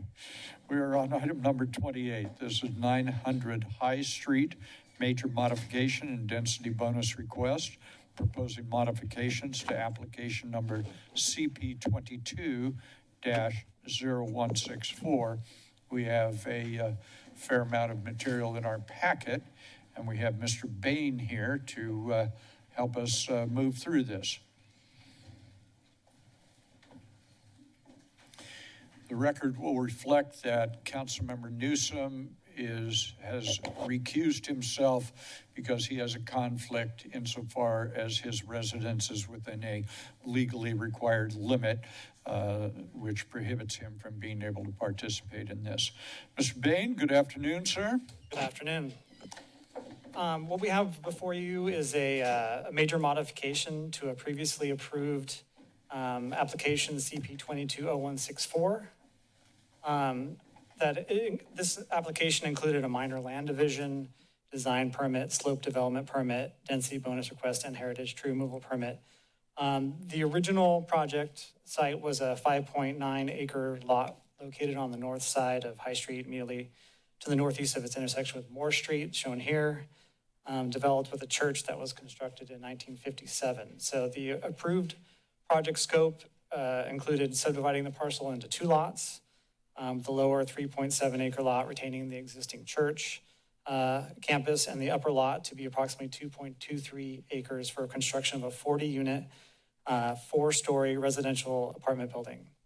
So this project was originally approved by our zoning administrator, and then it was appealed to Planning Commission, where the appeal was denied, and the project approved, and then it was appealed to City Council, where the appeal was denied, and this back in February of 24. So since that approval, the subject property has been subdivided as approved, but no construction has occurred at the site. The site slopes upward to the north, as you can see here. It's comprised of mainly open grasslands and trees. So following approval of the original application, it was determined that the project was not financially feasible. In order to make the project feasible, the applicant has redesigned the building to be a more efficient rectangular shape and footprint, eliminating the wings of the building that had stepped up the slope, increased the unit count from 40 to 47, including a change to the unit mix to include more co-living units and studios, and requested additional concessions and waivers to decrease project costs. So the building shape modified from a V shape with which is shown on the left, extending up the hillside to a more basic rectangular shape that is generally in the same footprint as the previously approved. In essence, they took kind of that wing, that V-shaped wing, and placed it on top, basically kind of reducing that footprint and not stepping up the hill. With the overall footprint of the building generally being reduced, the building's rectangular dimension has been increased, as was the height, adding an additional floor. This is the view from the north, the uphill side, which can generally only be seen from the UCSC residential units that are above. So while this new design is a bit more basic from this vantage point, it reduces the overall building footprint. The general scale of the structure is reduced, as well as the amount of grading that would be needed as the building is not being constructed further into that hillside. Also being modified is the bedroom or the unit mix and bedroom count. So as is demonstrated in this table here, the bedroom count has increased from 85 to 107 bedrooms. Also, minor change and modification is the original project proposed two entrances to the project. So the proposed project modifies what was the newly proposed entrance to strictly just an emergency vehicle access, leaving only the one existing egress point that's currently there. Also, I should mention that the previous approval included a condition of approval that required the transformer box be placed underground. It has since been determined that the city cannot require this undergrounding, and therefore that condition has been stricken. Under state density bonus law, the project qualifies for 4 incentive concessions and an unlimited number of waivers. The density bonus request proposes 3 concessions and 3 waivers from the development standards, and those are listed here. Additionally, it should be mentioned that a new SB 330 pre-application associated with the project was deemed complete prior to this modification application. Therefore, the objective design standards for multifamily housing are applicable to this modification. The project meets 28 of the 31 objective design standards. So except for those 3 that were as modified by incentives and concessions and waivers pursuant to density bonus law. The zoning code states that rental residential developments that create 5 or more dwellings shall provide 20% of the dwelling units as inclusionary units, which shall be made available for rent to low-income households at an affordable rent. This calculation is specific to the base density of the project, which in this case is 23 units. So that's requiring 4 units. The project is meeting the minimum number of inclusionary units by providing the 4 very low-income units that also qualify the project for the 50% density bonus. The zoning code also states that for developments with multiple market rate unit types containing different numbers of bedrooms, inclusionary units shall be representative of the market rate unit mix. So the zoning code does allow, states that for developments with multiple market rate units, for compliance with the above mentioned criteria, the applicant is proposing to use an alternative compliance method available through our zoning code. So rather than providing the affordable housing in units that are representative of the unit breakdown, the applicant has proposed to provide the required 4 inclusionary affordable units as all studio units, while providing 10 additional affordable bedrooms in the co-living units. So in summary, basically, the original approval project provided 4 very low income units and 5 low-income units for a total of 9. So the proposed modification, proposed project would provide 4 very low-income units, 4 moderate-income units, in addition to 10 additional bedrooms within the co-living units, also being made available to income-qualifying tenants as affordable rates. And I should mention that inclusionary is definitely not more forte, but we do have, luckily, some very knowledgeable, smart folks from our housing department here that can answer any questions that may come up regarding how these were calculated. So in conclusion, the recommendation is that the council make a motion to adopt a resolution acknowledging the environmental determination and approval of the major modification and density bonus request, proposing modifications to application CP 220164 based on the findings listed in the draft resolution and the conditions of approval attached as Exhibit A. And I'm available for any questions. Mr. Bain, thank you very much for the presentation. Let me see if there are questions or comments. Council Member O'Hara is recognized. Thank you, Mayor. And if you are comfortable, Mayor, I'd like to have the floor for several minutes to walk through several questions. You take such time as you need. Thank you. This particular project was approved by this council by denying the appeal during my election campaign. And so this is the first time, even though this is in my district, I've had a chance to weigh in on this project. And as I was considering how to engage on this project, I wanted to start with a premise that staff does an exceptional job in receiving these development requests, going through line by line those permits and all of the different requirements that state density bonus and all of the other California law requires. But it is the role of staff to analyze those conditions and make a recommendation to this hearing body. And it is our responsibility to work with the applicant on those findings. And so I'm going to be walking through a number of questions of the applicant. So whomever is responsible for answering technical questions, thank you for coming up to oblige me with that.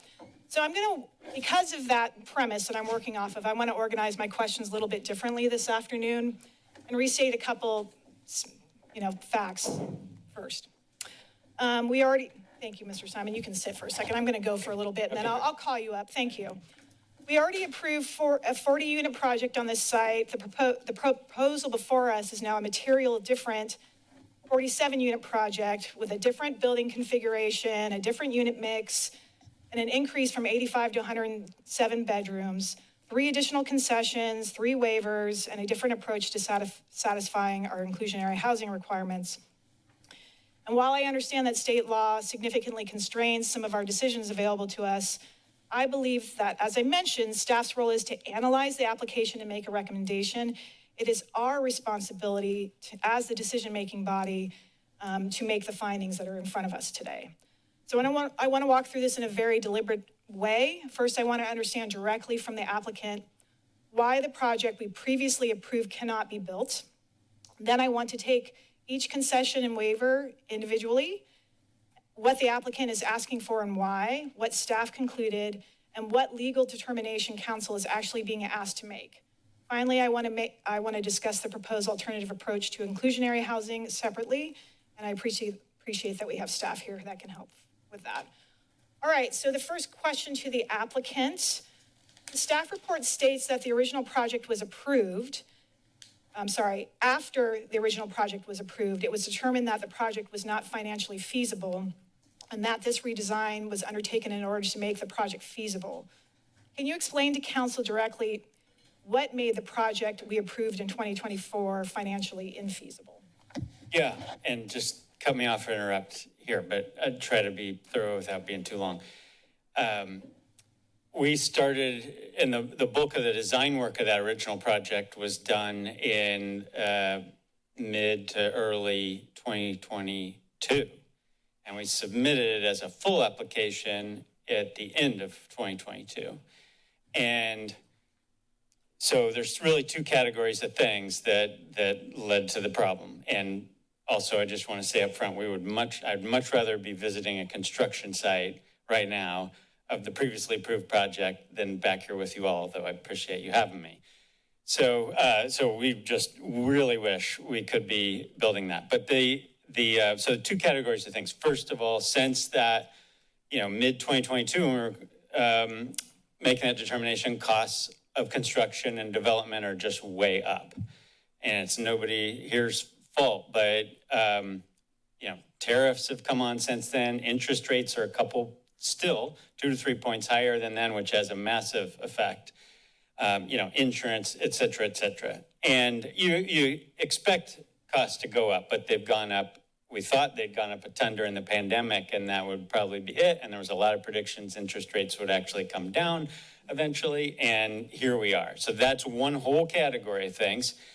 The other is that we really wanted to go for that design of stepping up the hill, giving accessible access to the open space up above and other features that could provide. And this is a fairly, this project's really being run on a budget because our goal and the funding from nonprofit sources we have for this and the church's goal is to maximize affordability in the project, and not just up front with the numbers you're seeing, but a lot more than that, and on the long term, have more affordability in the project. And so we do things step by step and carefully, but it costs a lot to do all the investigations to know exactly what it's going to cost to build. And we still don't know exactly what it costs to build because you have to get to building permit, really, to know all the details, but you continually hone in on that.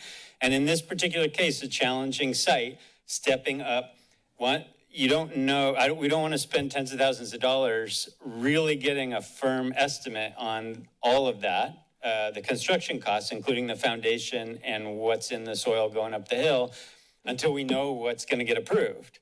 So it's a balancing act where we had a sense of it, we thought we could pull it off, then we go through a couple of years of work to get it approved. Meanwhile, costs are going up. Then we go out and we did more borings in the soil, and got contractors to say, this is how much concrete you're going to need, this is what it's going to cost. And both were problems. The overall cost of the whole project went up, and that came back more than we had hoped, despite having experience with it. So we could have absorbed potentially one of those things, but not both of them. And so we said, okay, we got to step back. Meanwhile, we did the lot split. Getting it approved was still really important because you get it approved, we unlocked additional funding, which helped us figure all this out and advance the project further.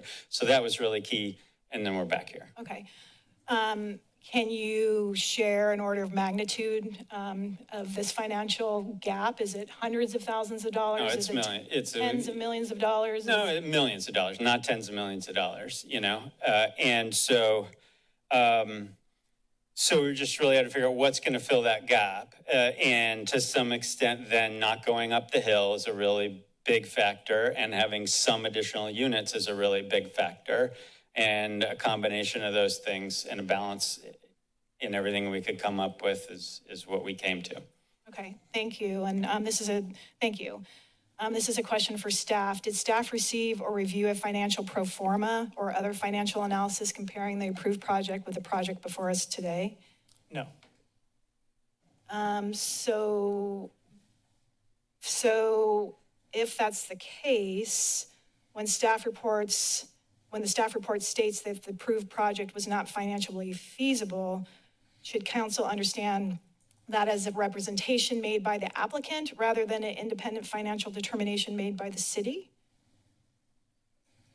That was something that, as part of their modification application, that was a statement that was made as part of the submittal in their letter to us, saying that that is the reason for the modification.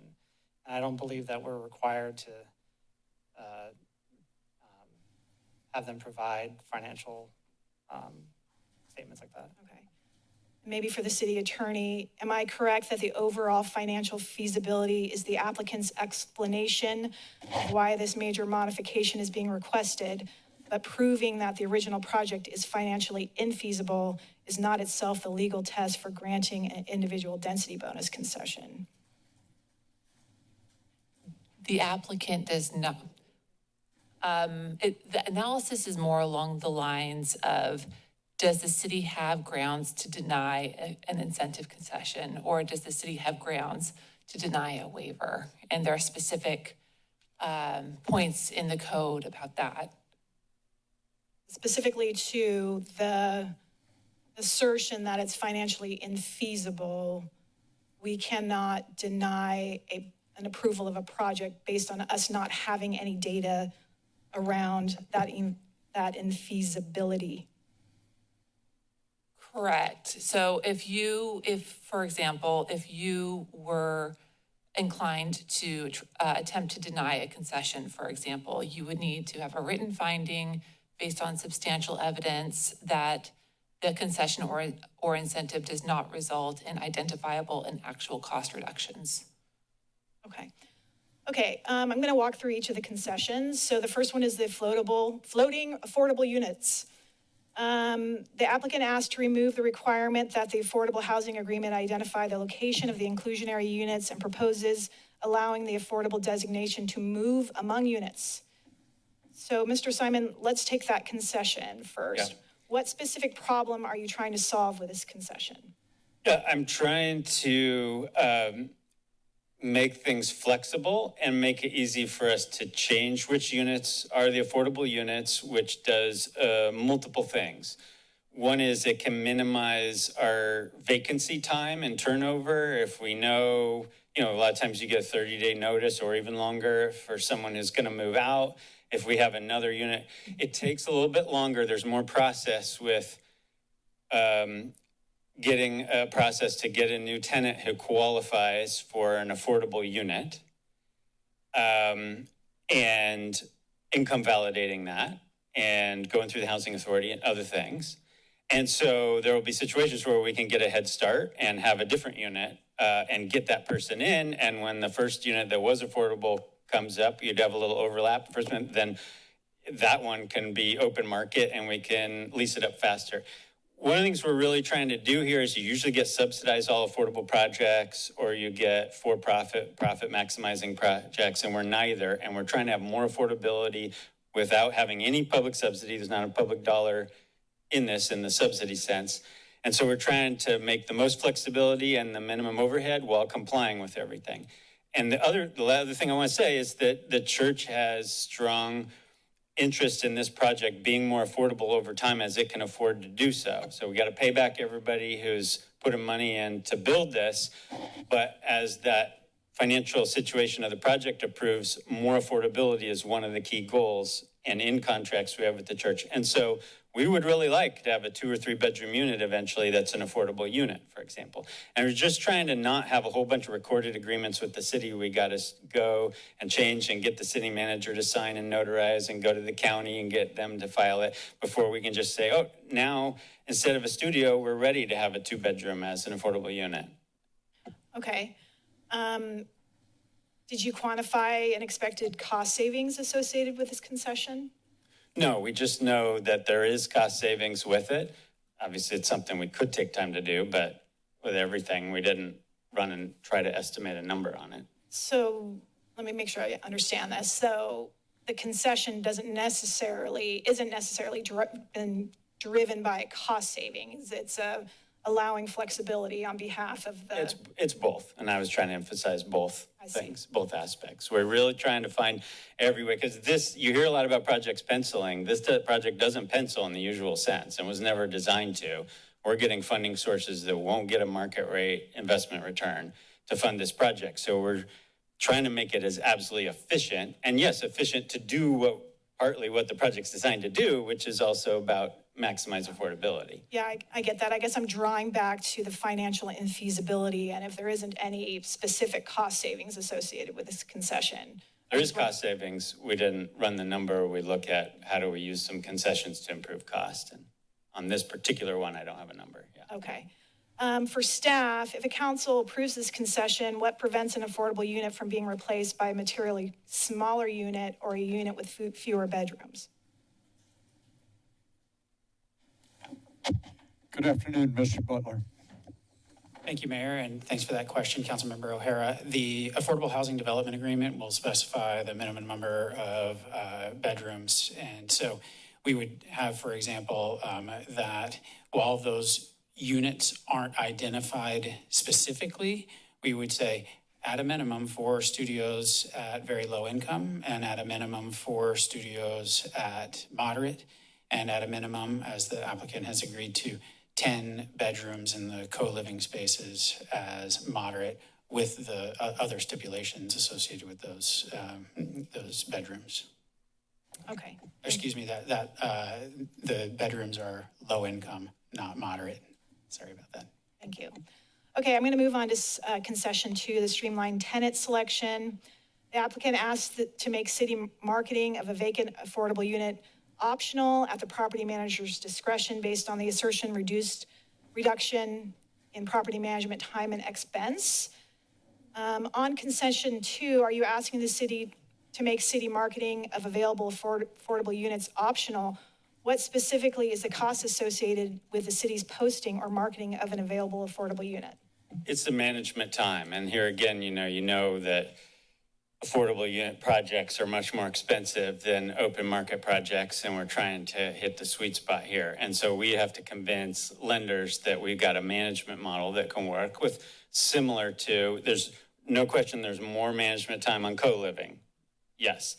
But on the deed restricted affordable units, that we can manage them, in a way that our cost models make sense, and that affects how much we can borrow, for the project. So in this case, if we anticipate we're always going to have a lot of folks interested in these affordable units. And if somebody contacts us, we'll put them on our list and we'll get back out to them, et cetera. But having, and we want to be right on top of, like I kind of said, loading, if we know a unit's coming available, we want to get going on income qualifying someone, getting them in there. And by the time we send the form to the city gets it up on things, and then people see it, and then they contact us. I think we're just going to get hundreds, and we know we do. Affordable projects get 1,000 people applying for every unit. And then we got to tell all those people we already got somebody. And I just want to make it more efficient than that. If we need to market it, we're coming to the city to help do that. I think that just takes a lot of extra time for the modest number of units here. Thank you. This is for staff. What public purpose does the city's existing marketing requirements serve? And is the intention to provide broader and more equitable public access to scarce affordable units? I look to our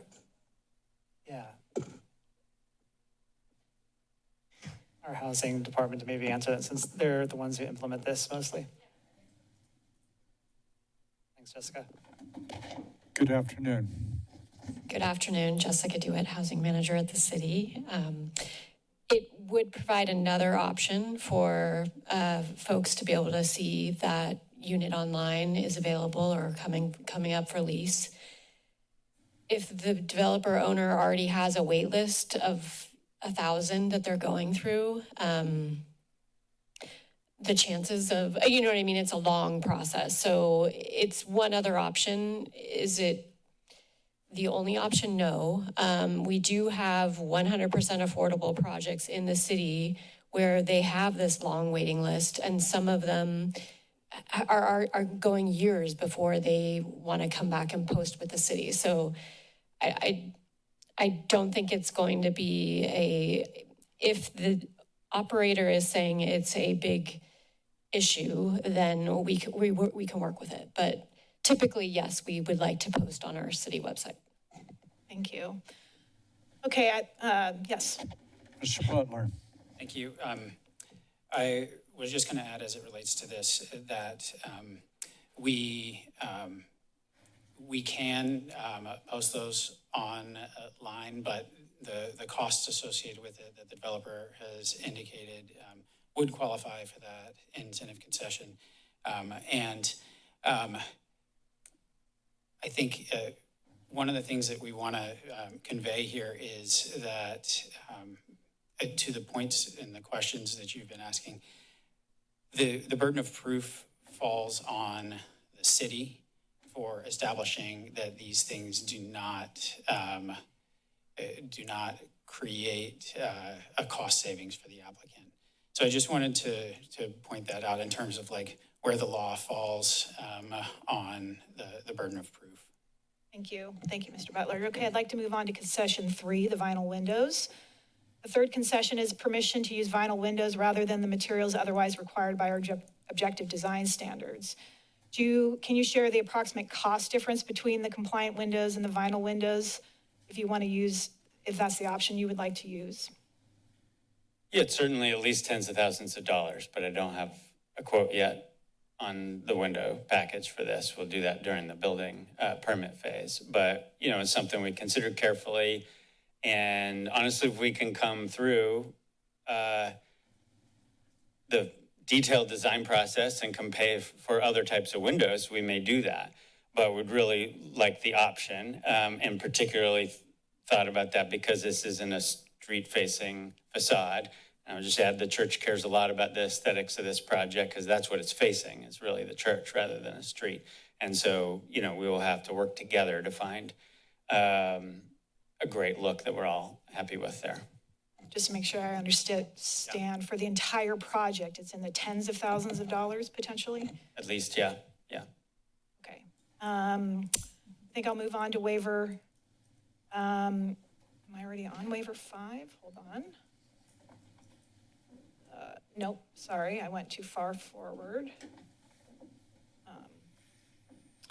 Sorry, my apologies. Now I'm all over the place here. Okay. All right, waiver 5 is the height. The project seeks a waiver from R1 height standard of 2.5 stories, 30 feet to construct to a proposed 5-story building. For the height waiver, what specifically happens to the project if the 30-foot height standard is applied? How many residential units will actually be lost?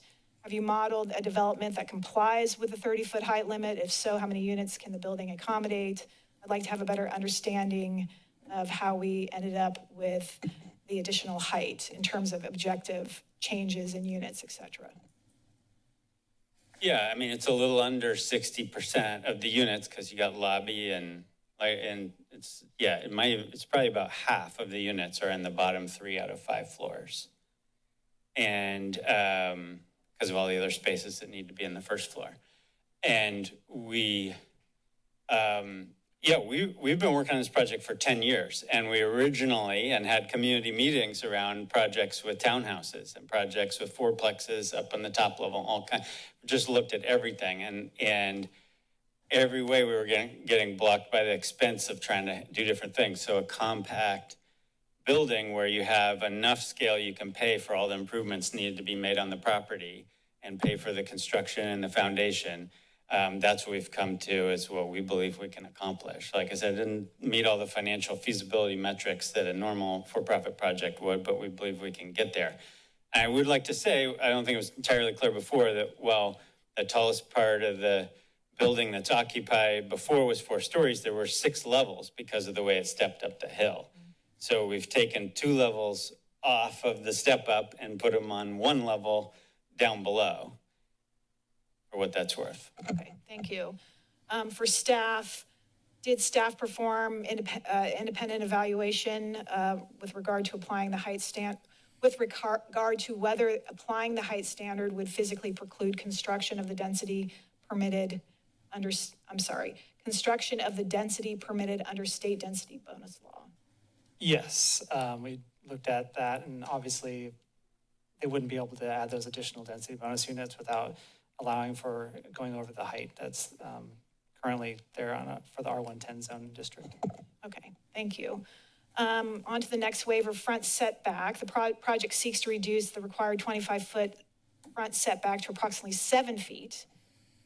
For the setback waiver, what specifically happens if you comply with a 25-foot setback?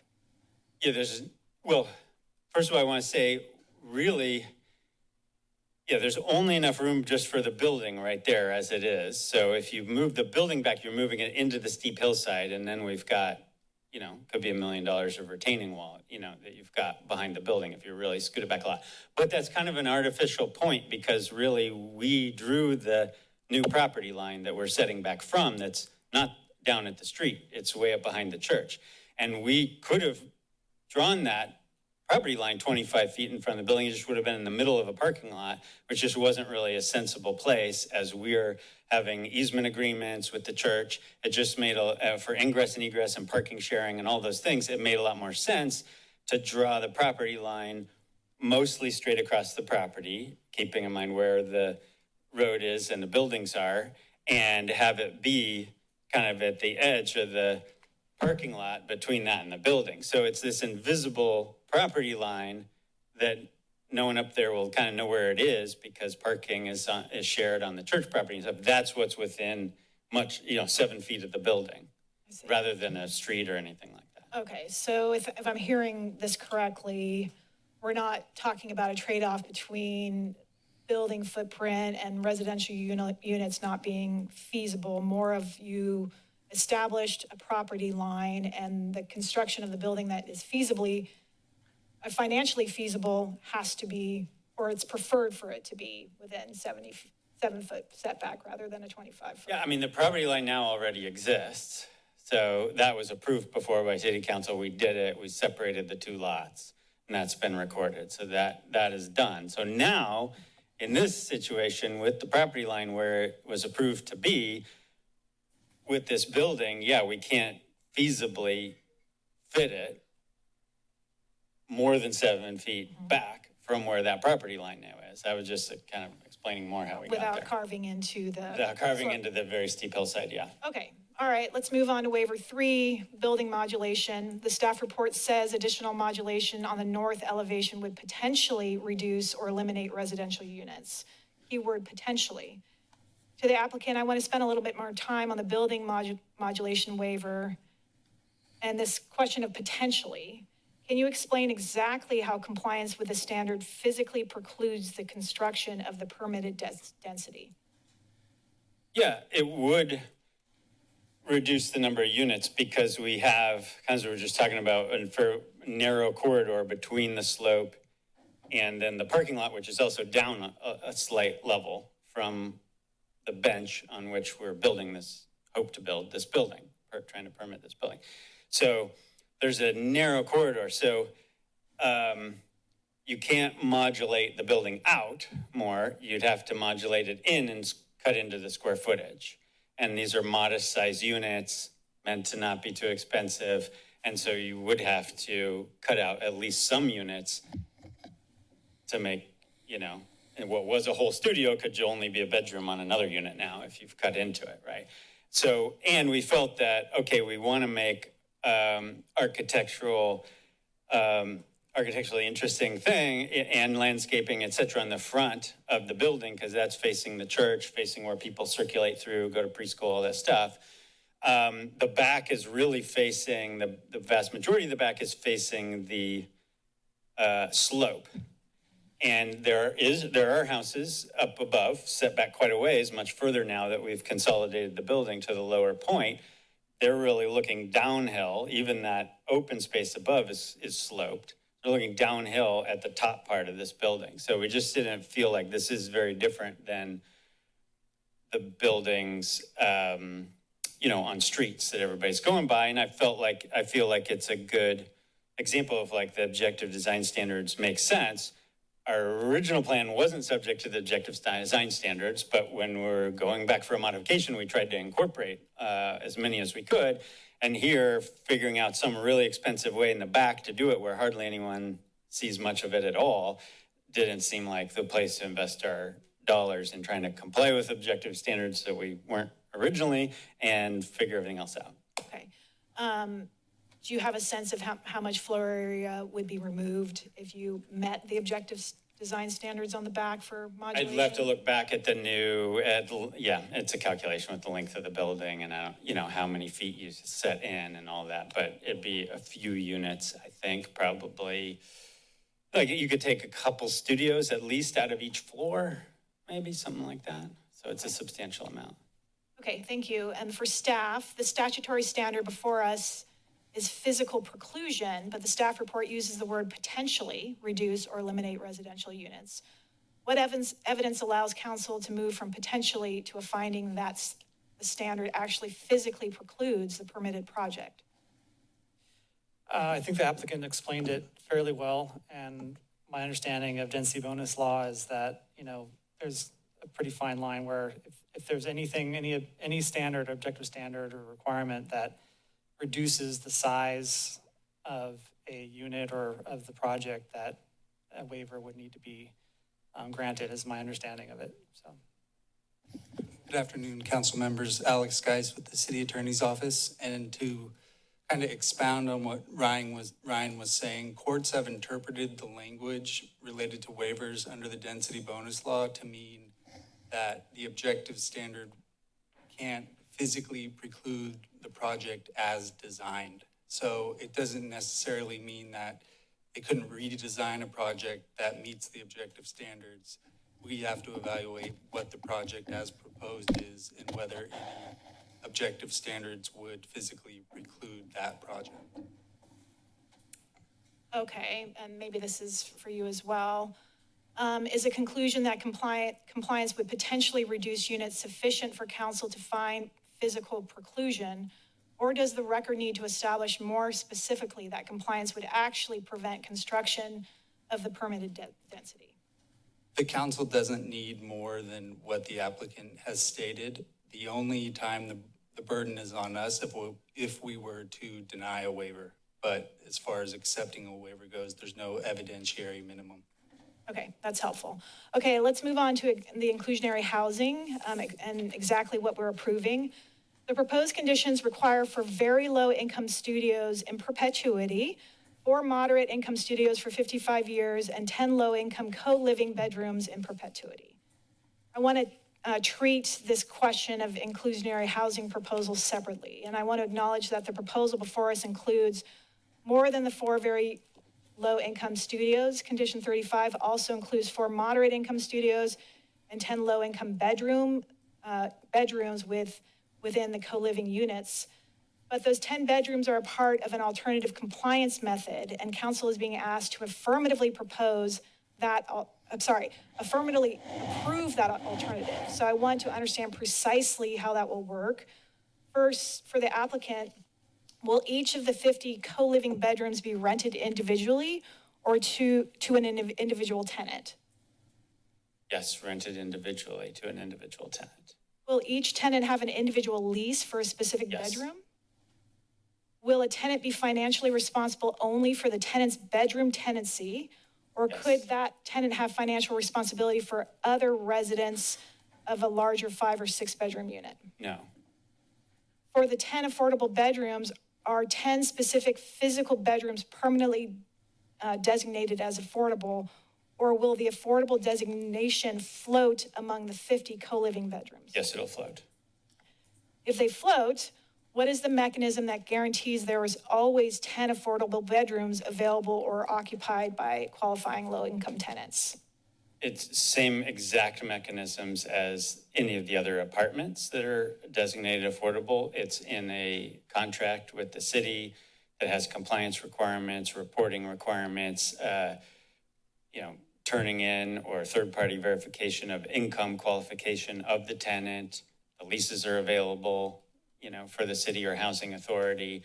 All of those requirements are in the agreement that is recorded agreement on the property, recorded at the county. So in that respect, as I understand your question, there's no difference at all between how one of these bedrooms is handled for compliance as a studio apartment or someday some other apartment. Okay. As a follow-up to that, understanding that's kind of the inverse of what you just described, could an affordable bedroom become market rate before a replacement affordable bedroom is identified and available? No. Okay. Who monitors that and how often? I don't have that in front of me as far as the city is concerned, but I suspect we'll have in the affordable housing agreements, if a bedroom that is affordable, that's where we went back and forth with the city, where I was trying to lower the administrative burden, but still have all the compliance. And what we came to is that we're still required to submit a form to the city every time there's a vacancy with an affordable unit, which would include one of these affordable bedrooms. So we're not skipping that step. It's just the marketing of it that is optional, but we have to do that whenever there's a vacancy. And so then the city's aware of that and we're reporting on everything. Thank you, and thank you for the answering these questions. This is a new frontier for us. We have not considered this type of mix of inclusionary, so I want to get through the rest of this. So these questions are about what affordable rent means for these co-living bedrooms. You propose that these bedrooms to be rented at no more than 30% of 80% AMI for a single individual, is that the tenant's total housing costs or just the base bedroom rent? That's total housing costs, and it includes, in all these affordable units, you include utility allowance. So if the owner of the property and management isn't paying for all utilities, if tenants are responsible for some utilities, then that amount, the rent amount, is reduced by an amount to make sure that the rent plus utilities is affordable. That's Housing Authority has schedules for all of that, et cetera. Okay. Are there any required amenity, common area, cleaning, furnishing service, or administrative fees in addition to the bedroom rent? No. Now, that all this said, we don't have a full management plan yet. We don't have the property management, but no, there's not intended to be. The one thing, to make sure I don't misspeak here, is that parking will be charged for. We're trying to create a low car footprint project here, not no cars, but low cars, and both parking spaces will be an additional charge, and use of shared vehicles, which we will have some shared vehicles so people can live without their own vehicle, and just occasionally use a shared vehicle. That could be a separate amount as well. Okay, and maybe this is to staff, and I think this is a follow-up if I'm tracking this right. If a tenant is required to pay additional fees for parking, for instance, could that cause the tenant's total mandatory housing expense to exceed the affordability cap? It could exceed the amount I'm proposing, because that would be, the parking would be on top, but the amount I'm proposing is well under the amount that the Santa Cruz inclusionary ordinance actually calculates. So we're proposing 30% of the low income limit rather than 35%, which is the city's rent cap. Okay. And for studios for a single individual. And so, but parking also is an optional amenity, so it's not required to rent a parking spot. Get that. Thank you. And this is, I'm trying to track here. So to staff, I believe, can we make it explicit in the agreement so that an affordable bedroom cannot have a compliant base rent, but additional mandatory charges, or even not mandatory charges, but charges associated with fees, with parking, et cetera, that effectively exceed the affordability limit? Should we be considering having an agreement where that is explicit to not be a burden on the tenants? Might ask for some assistance from our housing folks, since those are the ones that write and implement the housing agreement. I'm looking through the code here and looking for the specific provision here, but my understanding is that the items that the applicant Sibley Simon referenced in terms of utility costs and any mandatory fees, as you alluded to, for cleaning fees and so forth, those would all need to be deducted in order to deducted from the rent in order to not exceed that cap. But I am not aware of anything in our code as it relates to parking. And so our code does not require that parking fees, as far as I'm aware. I'm looking to Jessica for confirmation because I haven't found the exact code section. Yeah, we follow the Housing Authority's utility allowance schedule, and that does not include parking as a necessary housing cost. Okay, thank you. I have other questions with regard to this inclusionary mix based on these 5 and 6 bedroom units, and the bedrooms being the inclusionary units that we are using to calculate that, meeting that threshold. And I'm going to go through a couple of these quietly, and then I'm going to decide whether I'm going to ask them, because I think some of these are maybe not necessarily helpful. I guess what I want to say before I get to some of my closing questions is that I asked staff yesterday whether there was any local precedent for using this inclusionary mix, specifically these the bedroom calculations. And staff did share that, and I think it's a project that was considered, maybe even approved, but didn't move forward, an assisted living facility that used a similar methodology. And I kind of came back with that yesterday and did a Google search to see in California if this is happening at all, and it is. But but it's happening predominantly or maybe even exclusively with permanent supportive housing or programs that have supportive care associated with the housing development, not just a 5 or 6 bedroom unit of which 5 or 6 people are going to be renting individual rooms and clustering in that housing plan without any supportive services associated with it. I'm not suggesting that I understand whether that's the plan or not the plan. I actually don't know. It just is occurring to me, and maybe Mr. Simon, you have an answer to that, that we need to be thinking very carefully about whether this is the right way for us to manage this inclusionary request if we are setting precedent for this type of model without supportive services associated. Yeah, this is not a project whose goal is to house folks who really need supportive services in general. Not that someone in here couldn't be tied to some services separately, but this is not a supportive housing project. And there are housing projects, have certainly been a number around the Bay Area. Years ago, a number of us from the church went and visited multiple of them, Oakland, Berkeley, et cetera, where we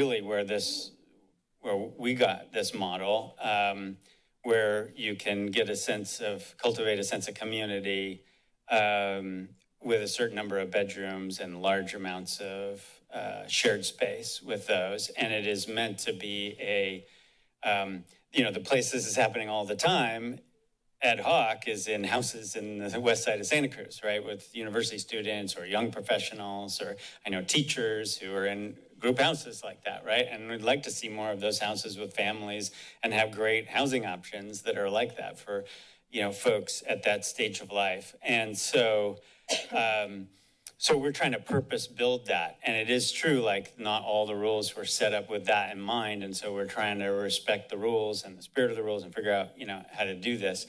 But it's not a supportive housing project in that sense, in the way some congregate housing projects have been in the past. So then, once we're doing that, and we're saying, look, there's a huge demand in Santa Cruz for this kind of housing, and it's taken up a lot of our houses. Like, can we have some of it here? And some of these will be students, and some of them won't be students, and et cetera. And can we manage that? And it does take more management time. So when you say there's not, I take your supportive services to mean the kind of things with permanent supportive housing, but there is extra management time that goes into this and to managing co-housing. But in any case, then, okay, we've got a different type of units than we're typically contemplating in projects, and we'd like to prove this can work really well.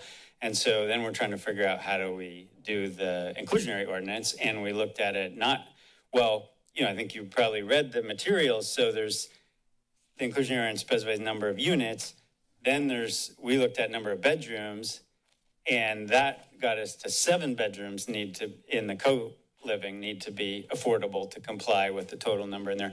But then, talking to staff, we thought, we should also look at it in terms of number of people who are being served in affordable housing. And when we did that calculation, it came up with 10 bedrooms. So we took the most, we wanted to look at it different ways since it's a non-conventional situation for the inclusionary ordinance, and we took the biggest number that came out of each of those ways.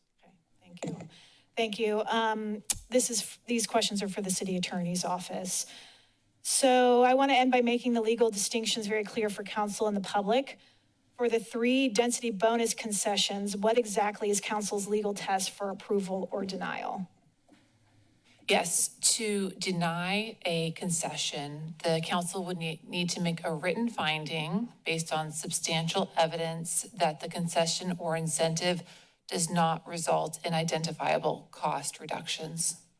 Okay. And for the 3 waivers, what exactly is council's legal standard?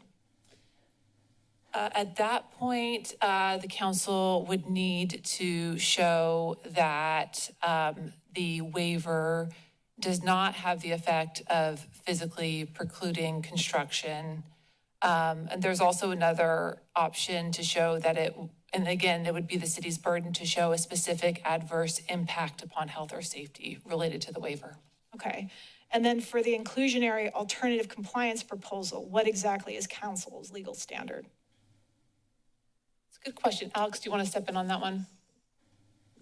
Yes, so in order to approve the alternative compliance method, council essentially has to make 4 findings based on substantial evidence. 1, that the proposed alternative method of compliance is consistent with the city's general plan and all of its elements. 2, that the proposal conforms to the standards established for inclusionary units unless the alternative method does not require compliance with that section, which is a little circular. And then the final 2 are that the alternative compliance option will provide as many or more affordable units at the same or lower income levels, and 2, that financing has been committed to ensure that the affordable units will be constructed. Okay. And for Mr. Butler, I think, do we have the discretion and authority as council to deny the proposed alternative path for compliance with our inclusionary housing ordinance? So thanks for that question, Councilmember O'Hara. We have articulated in the staff report why we believe those findings can be made, the findings that were just alluded to by our city attorney, Alex. And the council would have discretion to deny that component of the project, the alternative inclusionary request, if you could identify one of those findings that is inconsistent or can't be met. And so if that is the will of the council, we could advise related to that. Okay. Thank you. Thank you, Mr. Simon, for taking the time to walk through this. As I mentioned at the beginning of my comments, and thank you to council for taking the time to allow for me to walk through this. I really want these conversations to change with regard to these development projects. I've been in a few of these conversations during my tenure on council. We are so limited in terms of our discretion to help shepherd the look and feel of these development projects. We lean so heavily on the ethics and the intentions and the principles of these developers. I think it's important for us to have this conversation directly with the developers in terms of what they are trying to achieve, what each and every concession and waiver is yielding in terms of benefit, not only for the development and their bottom line, but for this community. I think I lean much more on the side of the scale in terms of the benefit for the community, and obviously having additional units, maybe that's a whole unit, maybe that's a bedroom, is very important. But I also want to ensure that my role in this body that is making these findings, and I heard the 4 findings that we're supposed to be making for the inclusionary provision. I have no idea if we've met the threshold of those 4 findings. There's no evidence in the staff report. Hold on, Mr. Butler. Thank you. There's no evidence in the staff report that suggests that we have met all of those findings.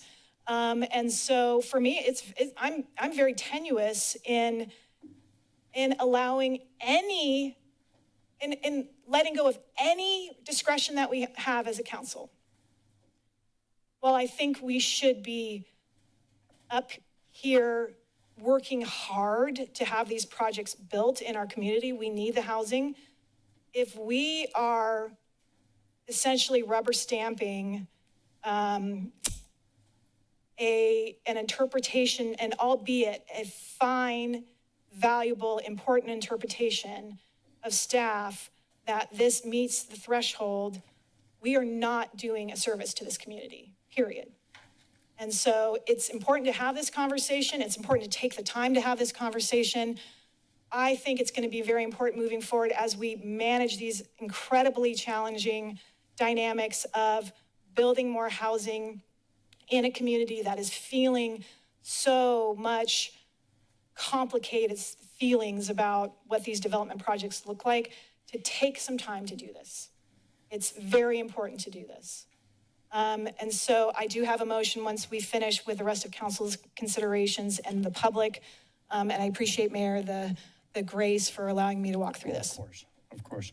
Let me make sure that Mr. Butler, did you have something you would like to say? I do. Thank you for that opportunity, Mayor. I just wanted to convey to Councilmember O'Hara the descriptions of how the project meets those inclusionary standards are found in the resolution. So they're not articulated in the staff report, but the resolution has each of those findings. And we believe that actually provides more affordable housing, because it does provide more affordable housing in terms of the number of bedrooms than we would get if we strictly applied the inclusionary ordinance. And that's why we were supportive of that negotiation and the approach that we ultimately landed on with the applicant there. Thank you, Mr. Butler. Let me reset for folks where we are right now.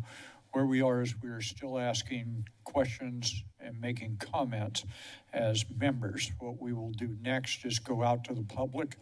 We will get your responses, your testimony, whatever you wish to do. The matter will be back before the body. There will be a motion. We'll debate and discuss and vote on one or more motions that may come along. The Vice Mayor is recognized. Thank you. Thank you for the questions. Councilmember O'Hara, you touched on, I think, all the ones I had, but a few. It's questions and comments. I want to ask about the geological feasibility study that was done in the first iteration of the project. We have not completed a second one in this new iteration. Is that correct? I don't know who would answer that. Yeah, the study was about the geology of the whole property. So there's not from a geology study, as opposed to geotechnical, but geology study, there's nothing about the project making this adjustment that changes that. So then perhaps it's the geotechnical that I want to ask about, because the footprint of the project has changed. There's more height, there's more massing, so more impact on the land. So has there been another study? Is there plans to do another study? And then legally, where is the city in terms of what's required?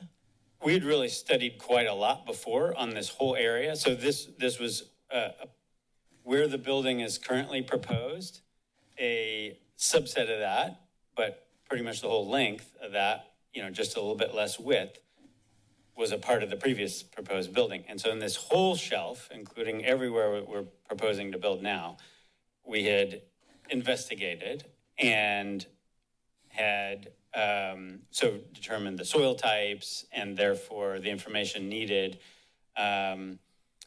to very approximately design a foundation. But then when we get this entitlement approval, if this is moving forward, then we need to unlock the next stage of funding, and we have to have a structural engineer and our geotechnical engineer do more work. And then that's when at a building permit, we come back.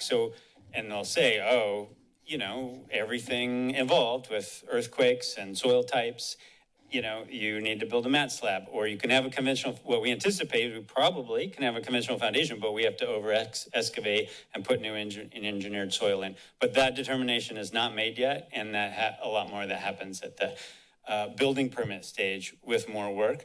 I think what this study tells us is that it's feasible to build a building there. Got it. Not perfectly what kind of foundation yet. Thank you. And then this is maybe a comment for our city attorney in terms of the incentive concession 2, option for streamlined tenant selection. Could we be risking the unintended consequence of by taking ourselves out of the equation, having the outreach be inequitable and possibly discriminatory towards the community at large? I mean, when we do our outreach, we do wide outreach. This may narrow our outreach. So what are the unintended consequences or risks associated? I don't know if that's a question for you or for city staff. I mean, I suppose it's possible that it would limit the outreach, but not in a way that's legally meaningful or subjects the city to legal risk. The other thing I would add there is that the project is still going to be required to adhere to the city's local preference standards. And so they would have to adhere to all fair housing standards. And if they found, for example, that the outreach that they are doing was not meeting any fair housing standards, they would need to adjust accordingly. We do have a different reach than perhaps the partners of this project. And I would guess a pretty broad reach for when we do our outreach for affordable housing. That's correct. I mean, if we post it on the website, there may be more people, different people certainly that see it as compared to whatever marketing approaches that applicant group assumes. I will say, that isn't the test for a concession.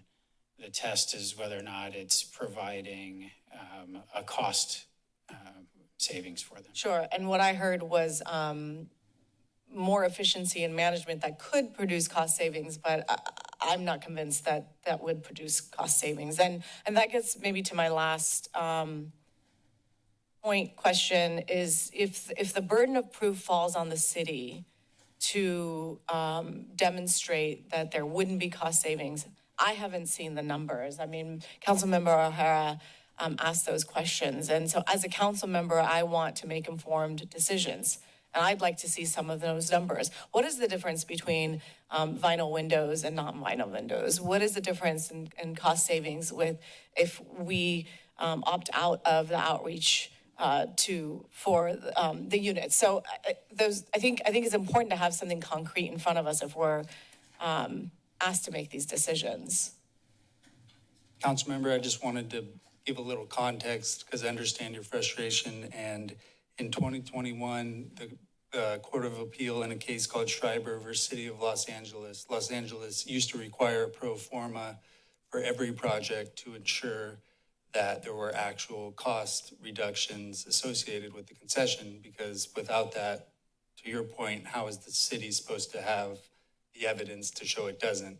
And the court explicitly found that a requirement that the project is economically feasible conflicts with the statute and is prohibited under state law. The court further went on to say the applicant is not required to establish that cost reductions will result. Instead, the city shall bear the burden of proof for the denial of a requested concession or incentive. So then how do we create that proof? That's a question for the state legislature. It's a question for us. If the burden of proof falls on the city, it's a question that we need to answer. And I don't see the proof in front of me. I mean, we are asked these questions by the community. And let me just back up and say, I want housing in our community.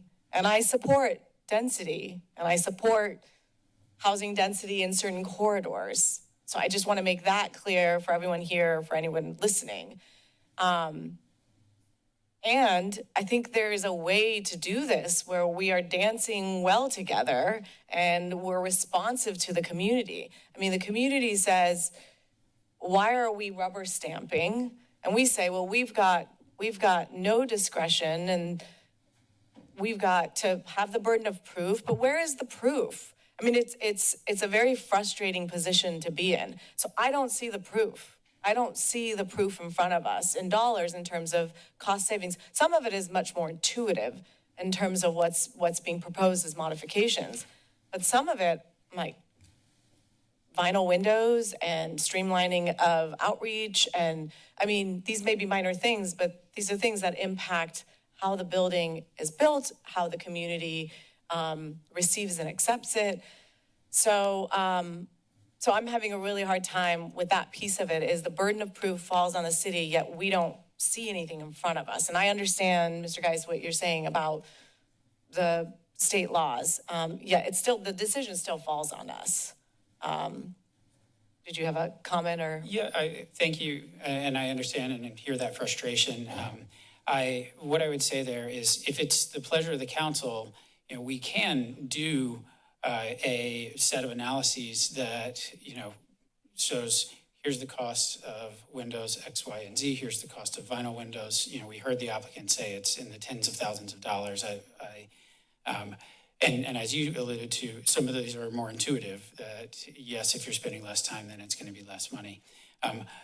Happy to provide that information if that's the will of the council. Also want to set expectations that, you know, as you indicated, some of this is intuitively less. And as we generally understand, vinyl windows are cheaper. And so I don't want to set an expectation for the council or the community that if you asked us to go provide that information, that we would come to a different result.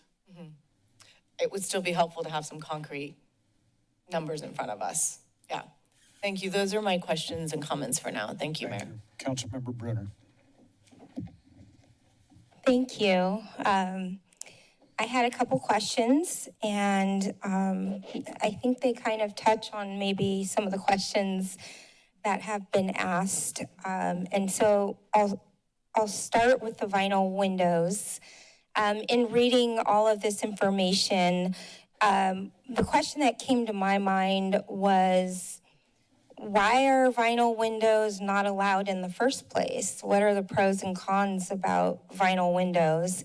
And doing a quick research and down the rabbit hole on vinyl windows, I learned about aluminum windows and composite windows, wood windows, all the different options out there. And yes, vinyl is the cheapest.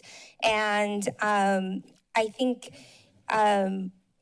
trying to understand why the city has that in place in the first place. And there were many pros and cons about vinyl windows. They're energy efficient. Con, they may not meet fire rating requirements. They may warp over time. There were just like all these things that came up about these vinyl windows. So from a cost perspective, from the research I did find from many different sites, the material is less expensive. And my question is, why does the city not allow vinyl windows? And is there a fire risk? Is there a safety risk with vinyl windows? Does anybody have the answer to that question? Well, I wasn't involved in the adoption of the objective standards. My understanding likely is that vinyl windows generally are not as attractive on a larger building, and so that was one of the reasons why that was incorporated into the objective standards. I think important context, the city does allow vinyl windows, just not on buildings of certain heights. Okay, let me just say, excuse me. Oh, sorry. Let me just say we're really clear. If you would like to speak, I'll be glad to recognize you. Get my attention, allow me to recognize you. I'd be glad to do it. So please get up if you would like to continue that line. Thank you, sir. Yeah, I just had to look at the city rules when we were figuring this out, and there are quite a number of circumstances with a lot of buildings where vinyl windows are allowed in the city. So it's not that there's a blanket prohibition.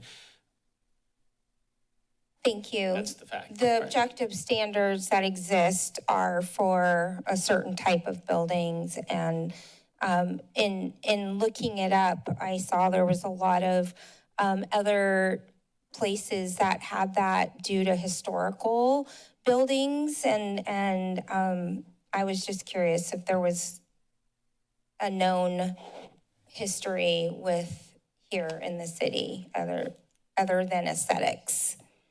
Is there a safety issue? Is there other reasons besides aesthetics? My understanding is aesthetics. There may be more involved that I'm not aware of, but you are correct. With historic, there are Secretary of Interior standards where they have to be replacement windows in kind. Usually for older buildings, it's wood, and there are some mid-century that are metal, those type of things. But in this case, it's for multifamily buildings over 3 stories. So usually it's going to be a larger building, larger project. And so I guess that was part of the objective standards is to have a higher quality window for a larger project like that. Thank you. Okay, that answers that. And then the other question I had actually came from a resident who has property on Laurel Creek, and it came post packet production, and they had two questions that I think I know the answer to. They were concerned about the impact of subsurface flow of groundwater through springs to surface water, so the hydrology, which I think Vice Mayor Kalantari Johnson may have been also getting at. So that was part one of their concern, and part two was the requirement of stormwater and the storm drains, which they're concerned would reduce water reaching Westlake Pond and Laurel Creek. So at what point are those questions around the hydrology they're addressed? Is that in the building permit stage? Yeah, I mean, so as mentioned, there's been extensive geological and geotechnical studies that have been done by professionals and been reviewed by the city. And then also there's conditions of approval that basically require that those studies be updated and reviewed as part of the construction documents. So those will all be in place. In terms of your question regarding stormwater, I mean, our Public Works Department did review the stormwater, there's a stormwater plan. And so I'm not aware of any issues that came up regarding having to have, I think the concerns had to do with stormwater that would reduce water reaching Westlake Pond and Laurel Creek if water goes to the storm drains. Okay. So maybe those would be at some point answered. My understanding was at the building permit stage. I just wanted to get clarity of when those questions could be addressed. Yeah, I would just note that the Regional Water Quality Control Board has specific stormwater control standards, and they require that post-project runoff is not exceeding the pre-project runoff. And so the amount of groundwater that's percolating down is going to be comparable to what it is now in an undeveloped state. And they've got those specific standards for a 10-year storm, and so those would be applied. There are some preliminary drawings for stormwater control measures that are included in all of the planning documents, and then at the building permit stage, those are reviewed and finalized through our team in Public Works. And that's for consistency with those statewide standards that come down and are provided through the Regional Water Quality Control Board. Okay, thank you. Thank you. Further questions at this stage? One last question for the applicant. Councilmember O'Hara. Thank you, Mayor. Mr. Simon, would the applicant be willing to forego concession number 2, streamlined tenant selection? Let me do this. I want to inquire. I wonder if that question might be more appropriate after we take and the matter is back before the body and folks are trying to fashion. I'll do it either way you prefer. If you don't mind, I would like to get a litmus test of that as I'm considering what the motion is. Such will be the order. Thank you. Mr. Simon. I just really feel it serves people so poorly that if we have to be constantly turning away hundreds of people for every unit, and for some reason that's just our job to do that. So we don't want to make that change. So if the interest of this council is to ensure that from our perspective, whatever our city's obligation is to make public information of these units as part of our affordable housing program, you're suggesting that you will not remove that concession because you're worried about people being on a wait list and getting frustrated? Not just on a wait list, but how much time we have to spend on something that doesn't help anyone. I just want to spend time helping people get housing. If the city has an obligation to do this for units that don't have any public dollars in them that are affordable, of course we'll comply with that. But in talking through it with staff, we didn't identify any such obligation that the city has. So just making sure I'm clear, you're not willing to forego concession number 2, streamline tenants. Unless there's a requirement that we do that, right? Very good. Councilmember Brunner. Can I ask a question? Maybe the housing program manager, I'm not sure. It concerns me that there is a request to avoid this process. So what is this process? Is it that cumbersome and time consuming? Like, is there something city internally that we can improve so that that's not the experience for inclusionary and affordable and low income housing properties to not want to work with the city in this aspect? Yeah, thank you for the question. Whip. Thank you for the question. Jessica DeWitt, City Housing Manager. So I think there may be some misunderstanding of between the owner operator and what they think is happening at the city side. And maybe that's what's happening is we're merely asking for the developer owner operator to let us know when there is a unit available for lease, and we post that onto our website. We don't manage a process from as far as like intaking an applicant. The applicant is directed to go to the owner operator's property management service. There is a process with the city as far as income eligibility and working through the housing authority and doing that process, but that is my understanding that we're not giving that up.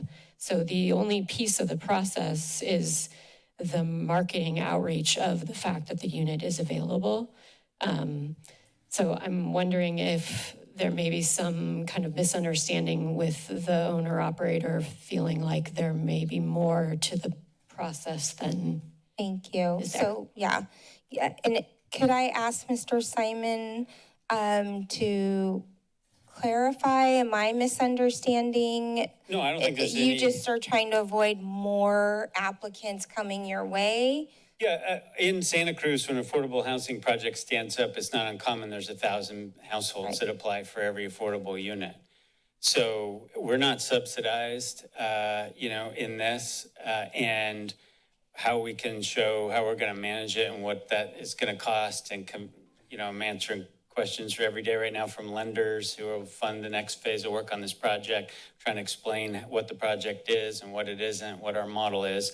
And in all that, I don't want to have the reputation of thousands of people in Santa Cruz calling us and we never called them back. And they don't know if they can get the housing or whatever. And look, we could try to make the best possible process, but I just am looking for ways to manage this in a really streamlined way, like we would manage any other housing unit, but put that time and effort into how do we get more affordable housing for everybody? I understand. I've seen that, and to manage a huge list.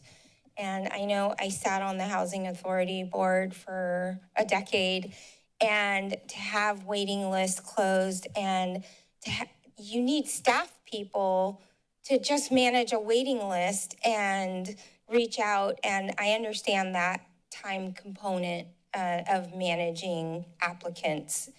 So answer me this: how will you equitably reach, because that is our goal and that was brought up, reach for applicants to have access to this housing if it's not through the city as requested?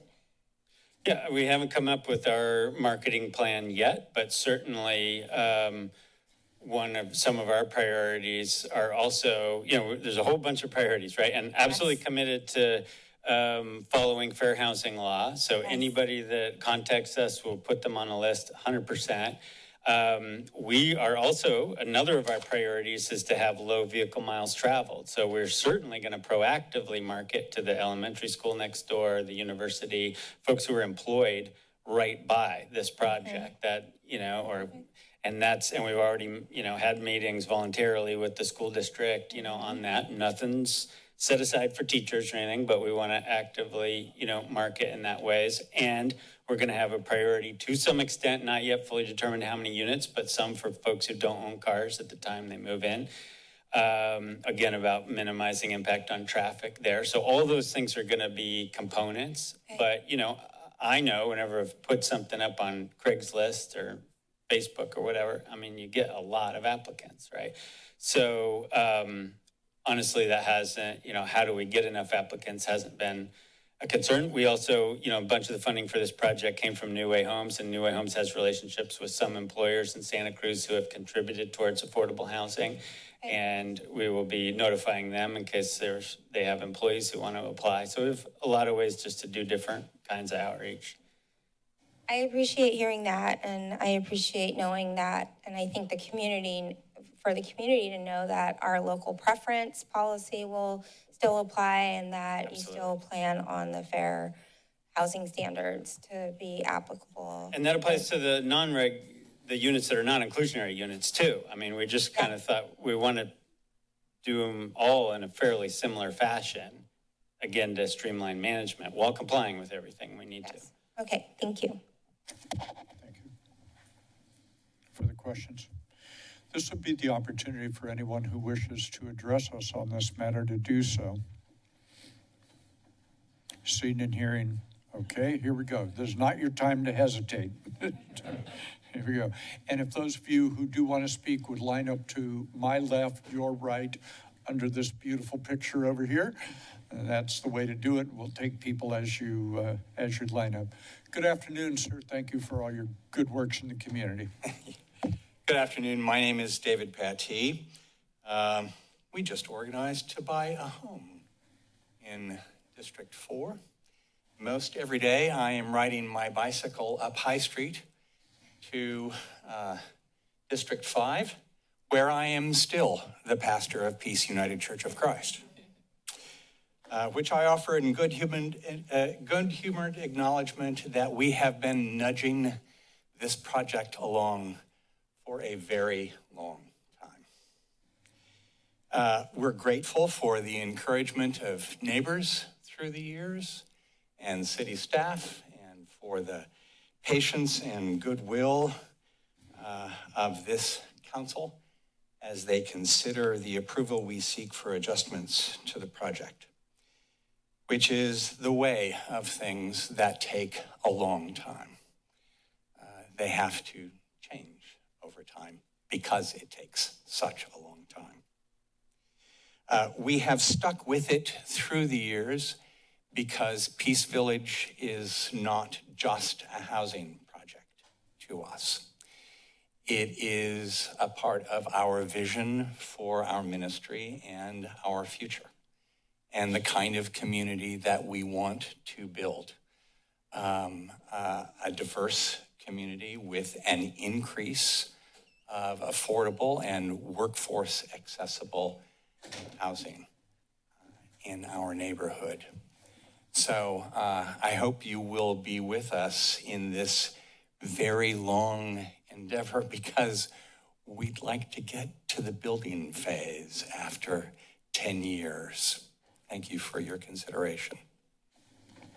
Thank you, sir. Mr. Hall, good afternoon. Welcome to the council meeting. Thank you, Mayor Keeley, and thank you, council members. My name is John Hall. I'm a member of Peace Church, and I want to encourage you to approve this project without further conditions of approval that will result in yet another cycle of which we've been through for many, many years. And I think it's worth looking at the church, Peace Church, formerly the First United Church of Christ, over the long historical run. This church began before the city of Santa Cruz was incorporated.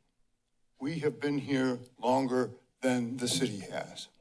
And every 60 years or so, we do something really important, something big. The first was in the 1850s, starting the church. I wasn't here. Secondly, in the early 1900s, building the church, the first congregational church downtown. Third, in the 1950s, 1957, building our facility and our campus on High Street. And now we come to this point where Pastor Dave Pattee has already emphasized this is part of a religious vision, I would say, but it's also part of a community vision to make Peace Village a place that is a center of social life beyond just Sunday go-to meeting. It is a place where people live. It is a place where there's already a daycare center, and with housing, it will be integral to the community. So I think it is a win for the city, and I very much appreciate the thoroughness of the discussion that we've had here this afternoon, and I would encourage you to apply that same focus to other development projects, which, as has been observed, this has not been the case before. And it is, I think, a good model to follow because obviously I am, like many other people in the community, concerned about the kind of community that we build, the kind of physical structure and streetscape and cityscape that we create. And I do want to say personally, and as a member of the congregation, that I think the members of the congregation are very happy with the design. We have worked with Sibley Simon and his group for a number of years, and I appreciate the integrity with which he has engaged with the congregation to provide something that integrates with the campus aesthetically and socially. And one final thing, my daughter lived in co-housing in Oakland, and I think it's a model that has a lot of appeal and one that includes people of diverse ages. This will be a diverse housing development and people who call it home. Thank you very much. Thank you, sir. Let me tell you what we're going to do, sir. Just 1 second. We have, I think, 3 people online. So what I'll do is I'm going to take the first one of them, then you, then them, then the next person in line. So just be patient for 1 second. Here we go. We're going to take the first person online. Good afternoon and welcome. Good afternoon, everyone. I live in the neighborhood near 900 High Street, and I'm asking you to deny the proposed modifications and hold this project to the design that was approved in 2024. I'm not here to oppose housing. This community accepted a 40-unit project after years of dialogue. The V-shaped building stepped into the hillside was the compromise. The design responded to neighborhood concerns raised as far back as 2019, and it persuaded the neighbors who formally appealed the project to stand down. The proposed modification abandons that compromise. The approved design was shaped to disappear into the hillside from the street and the field. It would have read as a low building tucked into the slope. The new design stands up against the skyline instead. Nothing in the surrounding neighborhood comes close to that scale. This is an area of 1- and 2-story homes, and this building would tower over all of them. That's not a small revision to an approved project. It's a totally different building. This matters tremendously for the community, and it has permanent consequences for the open field behind the parcel. Every day, people from across the west side come to that open ground for one of the few freely accessible views of the bay left in this city. It's a public good that will be permanently destroyed, and I hope the council thinks clearly and about this change. It's not clear to me, listening to the Q&A today, that the proposed project would even work in terms of building more affordable, safe, quality, and feasible housing for Santa Cruz. I really appreciate all of the council members' questions, standing up for the community and asking for evidence of the feasibility of this project. I especially appreciate Council Member O'Hara's questions about changes in proportion of affordable housing with the new proposal. From my read of the Q&A today, The new proposal seems to reduce the amount of low-income housing baked into the original proposal. If the developer needs to reshape this project to make the money work, the affordable homes for low-income people shouldn't be the part that shrinks proportionately to the overall number of bedrooms. Finally, there's been very little discussion of traffic. High Street is a narrow corridor already strained by daily UCSC commute traffic, local school and neighborhood traffic, and there's no plan for absorbing that added density in the new proposal. Please hold this project to what was approved and compromised with the community, 40 units in this the design that the community helped to shape together. Thank you very much. Thank you very much. Sir, thank you for your forbearance. Mayor, council members, Clayton Markle, another neighbor, and I echo many of the concerns of the previous speaker. You are approving a major change, and quite aside from the sidelines and everything else, the traffic problems, we've seen it. UCSC traffic is only getting worse. I understand the vision of the church. I understand the vision of the developer. It's already run up against economic reality. Everyone has to make it work financially. It doesn't sound like it's going to. The reduction, you're increasing by 7 units, but you're going to 33 bedrooms. That's 100, and I think it's 108 bedrooms now. Where, as much as you would like to have no cars in that neighborhood, or minimal cars in that development, there's no stores up there.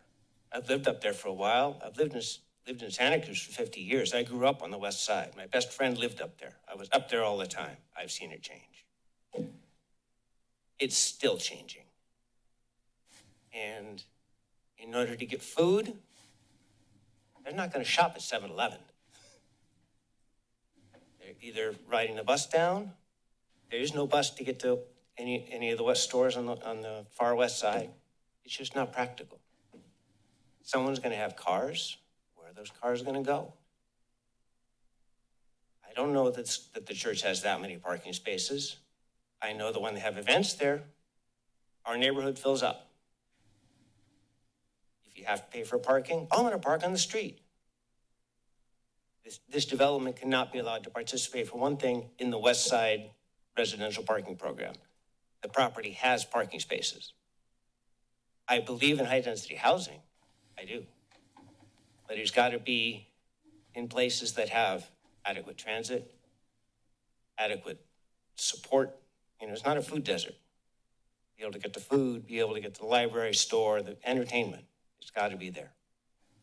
This, I'm sorry to say, I don't think is the right place for your vision. In addition, there are many questions in the geotechnical survey regarding the stormwater runoff. We've had issues with water running through our yard already, just from other neighbors. You pave that much more runs off into the street, overwhelms. Climate change is increasing. The intensity of rainstorms is increasing. We've already seen it. This doesn't allow for that. You can't have any water penetration into the ground. You're going to get sinkholes because of the geology. The report says. Thank you for your time. We're going to take the next person online. We'll be right with you. Person online, good afternoon. Welcome to the City Council meeting. 3, 2, 1. You're up.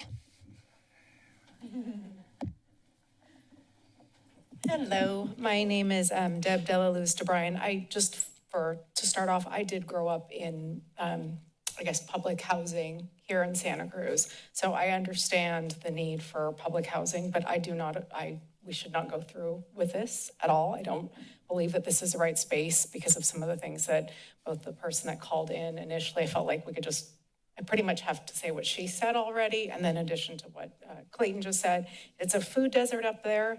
Parking is terrible. The traffic jams are crazy. You can't get in and out of there, even with the school traffic. So to add more to that doesn't make sense. The idea that people are going to move up into this area where there's nothing up there. Everybody who lives there, we have cars. There's no way to get in and out of there other than have a car. And the idea that most people are going to ride their bikes or walk is just, it's one of the lowest walkability scores in Santa Cruz because there's just nothing up there. The other thing I wanted to point out is the mock-up that they have of the new rendition. They don't have it from the approach. They only have it looking down from the hill. It is going to be a huge eyesore. This absolutely should not be approved. Part of what makes Santa Cruz so wonderful to live in is how beautiful it is to look at. And it would be an awful eyesore to have up there as you're coming up the hill to look at. So that's another thing. I think that's all I have because everything else was already talked about. So thank you for your time, and please do not approve this project. And as far as the windows go, vinyl windows are really bad environmentally. And so metal windows are much more environmentally friendly, and not to mention the high VOCs that come with them. And then I think the fire danger that was mentioned. So thank you. Thank you. We're going to take the next person online. We'll be right with you, sir. Person online, good afternoon. Welcome to the City Council meeting. Hello, Fred. Thank you. Council, Beverly Snyder. It's a very teachable moment. It's a very odd spot where you've decided to try to push the envelope. I know you know that I feel that way about all the development going on. The Mission Street development that didn't go through encountered a lot of resistance, and I feel like the statements by Adriana Monago are very, very spot on regarding changes being very imposing, and the community being very comfortable with the changes that or the original design. This is a very odd spot because it's in that very strange part of Monica's district on the County Board of Supervisors. That's part of the San Lorenzo Valley that reaches down, and then there's the faculty housing at UCSC that also falls in that small area. That's gerrymandering. That's a socioeconomic class where you're trying to take an area and for some political advantage. I don't think it's gerrymandering, but I do think it's an odd thing that you're taking a stand on increasing the density in this really small part of near campus. That was a very odd T-shirt the gentleman who's in favor of this is wearing. It says density and it shows a big city. Well, college students affect areas next to them in a lot of ways. One of the things they do is because they are socioeconomically disadvantaged. It looks like the areas they live in are as well. But when they leave, their earning potential and their socioeconomic, their financial mobility skyrockets. And then the people left in the community have very, very entrenched economic issues. They compete for things like jobs. They compete for things like standing in line at the McDonald's. They compete for a seat on the bus. And I don't think you should increase the density of this. It's housing strain, that's created by doing all this high density development, artificially inflated rental demand. We look at the student population, it's about 25% of the overall population of the city, but they're only here 9 months of the year. Does that mean that they're 25% less than 25%? I don't know. It's very confusing. What I do know is Santa Cruz High students are half as likely to get admitted to UCSC compared to students from the East Bay who are applying. And I just don't find it very fair. Okay, thanks very much. I only have a few more seconds to waste. Thanks. Well, thank you. Good afternoon, sir. Thank you for your forbearance. Hi, friends. My name is Andrew Merriam, and I agree with most of the comments from the previous speakers. Once again, the West Side neighbors are rallying in opposition to the proposed development. A few years ago, we were unable to prevent the approval of the previous permit application, which was approved. We went home, we licked our wounds, and we waited for the other shoe to drop. And waited. And the developer took their sweet time, and they have now come back with what they call a major modification. which to me looks like an entirely new development.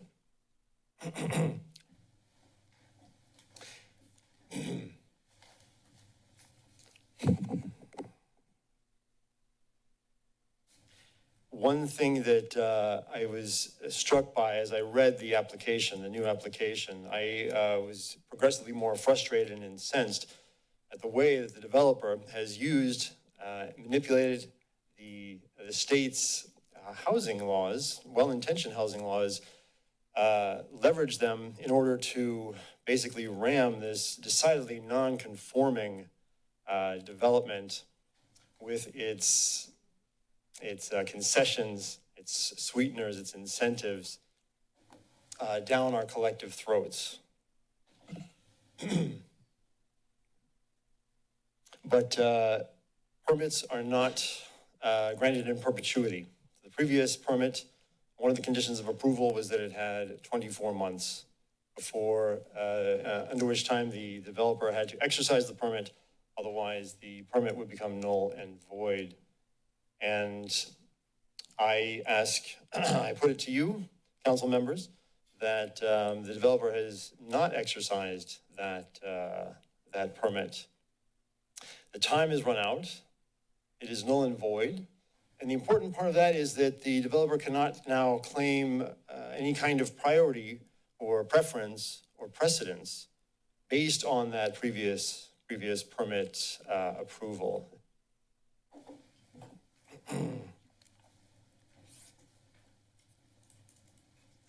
What the developer is now presenting is a entirely new kind of beast, which looks very different, and it should be treated as a new application. I hear all the uncertainty, and there's a lot of new material in this application. It should not be. It should not have that precedence as simply a modification of the previous permit application. Go to the back of the line and do not pass go, do not collect $200. Thank you for your attention. Thank you, sir. We have someone else online at this point. We're going to take that person. We'll be right with you. Person online, good afternoon. Welcome to the City Council meeting.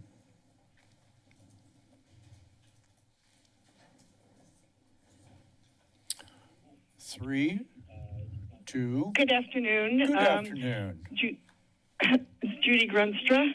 And I just wanted to echo what the other woman said about vinyl.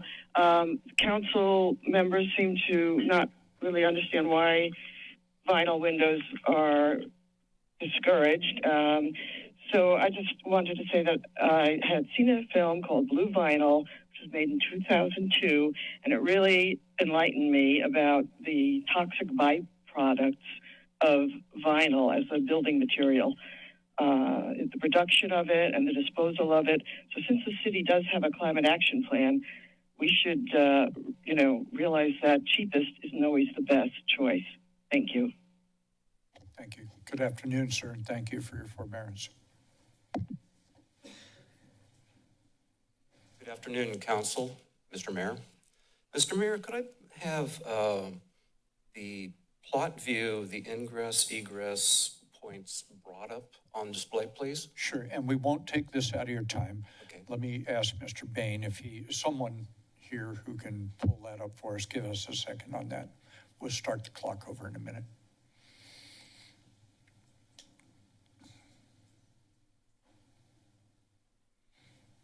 Okay, I don't know if people have had a really good opportunity to take a look at this. Is this what you're looking for? Yes, yes it is. Very good. We'll start the clock now. Okay, so my question is this is an increase to 107 bedrooms, correct? All right, how many people again are you estimating? Let's do this. We're not going to do questions and answers. You just go ahead and provide your testimony. Well, you're doing great. Thank you. Okay.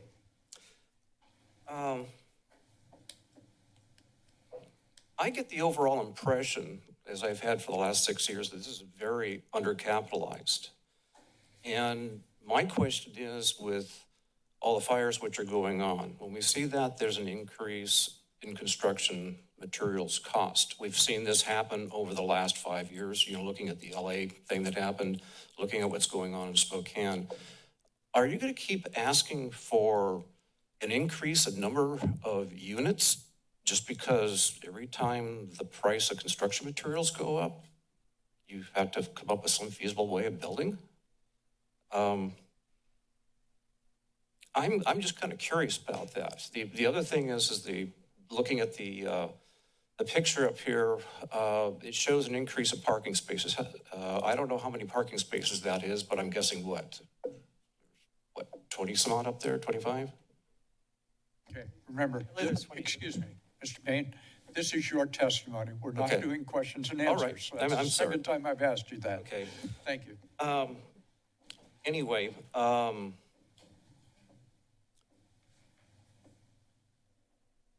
just have concerns. I don't agree with the increase in the number of units. I look at more people. I look at the issue with cars, but that's already been discussed. I look at a removal of one driveway. That means that it's going to double the traffic going up and down that hill. And my concern is that, we're talking about water as well. I can tell you that I grew up in that house. It's located on High Street. And my dad built it in 1957, and I acquired it from him not too much longer than that. And I remember water coming down my driveway into the garage. I remember the city of Santa Cruz sandbagging my driveway just to keep the water out of the driveway. And this happens several times a year during the more wet years. So I can testify to the groundwater issues as far as that goes. The other thing is that I attended First Congregational Church from the time I was 4 years old and all the way through high school. And I was part of their youth body. I knew Bernie Corneliuson very well. He was the pastor at that time. And I could tell you he'd be rolling over in his grave if he saw this proposition of what's going on right now. That is not part of what the original church's mission was. Thank you. Thank you. Thank you, sir. Anyone else online? Good afternoon. You won the lottery on that one. I was ready for my forbearance. Hi, my name is Ron Goodman. This project, as you know, sits on complex environmentally sensitive karst terrain. And as you know, a project like this can cause karst damage that can negatively alter the quality and quantity of water emanating from downstream springs. So I reached out to Eric Zinn, who is the geologist for this project, to learn more about the hydrogeological studies that have been done for this project. He stated, "Hi, Ron. I did an engineering geology report that focused on the hazards and risks to the foundations of the proposed development. I did not conduct a hydrogeological investigation. I looked on the city information page, which lists 3 geology-related studies. None of them mention the springs or potential karst impacts. You may be wondering if these issues are a serious concern that need to be addressed. Well, these issues were raised during the recent Student Housing West project at UC Santa Cruz, which shares the same karst system as this project. The university committed to best practice construction to minimize aquifer risks. I believe Pacific Crest Engineering, who's working on this project, is also responsible for the UCSC engineering work. Unfortunately, I manage the Calcar Pond, which is the pond directly below the UCSC project, and we now have evidence that that project damaged our springs. Although we're still working with the university to get all the required data through a California Public Records Act request to document this definitively, at least one of our 4 primary springs, the largest producing spring, no longer produces any water. It's completely dry. Furthermore, mitigation is almost impossible. A collapse or infilling of a karst pool or a damaged conduit is essentially a permanent change to the land. It cannot be undone. I'm currently working with Parks and Rec starting the beginning of August in helping to manage West Lake Pond. And in that capacity, I would basically say it's really important that you do a hydrogeological study. Unfortunately, I already know what the result is going to say because I know a lot about this topic. They're going to say there's no way of knowing. And so you're sort of making that decision. One comment I also want to make is that you mentioned that one of the things you have to accept to approve this would be that it's compliant with the general plan. You have a goal NRC 1.1, the wetland and surface water protection policy in the general plan, which I don't believe this would be compliant with if it were to damage the karst. NRC 2.1, the biological resources and sensitive habitats would also be violated if this were to impact Westlake Pond, which is a natural pond, and the community facilities and water resources element.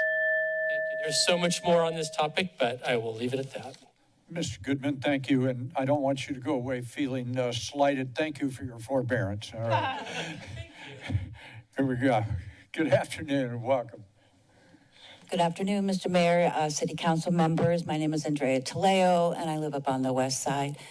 And I don't think it's unreasonable to ask for additional financial information to look at their ROI over time. You know, it's a million dollar project, and I appreciate, you know, wanting to provide affordable housing. But these are major concessions. It's a new project.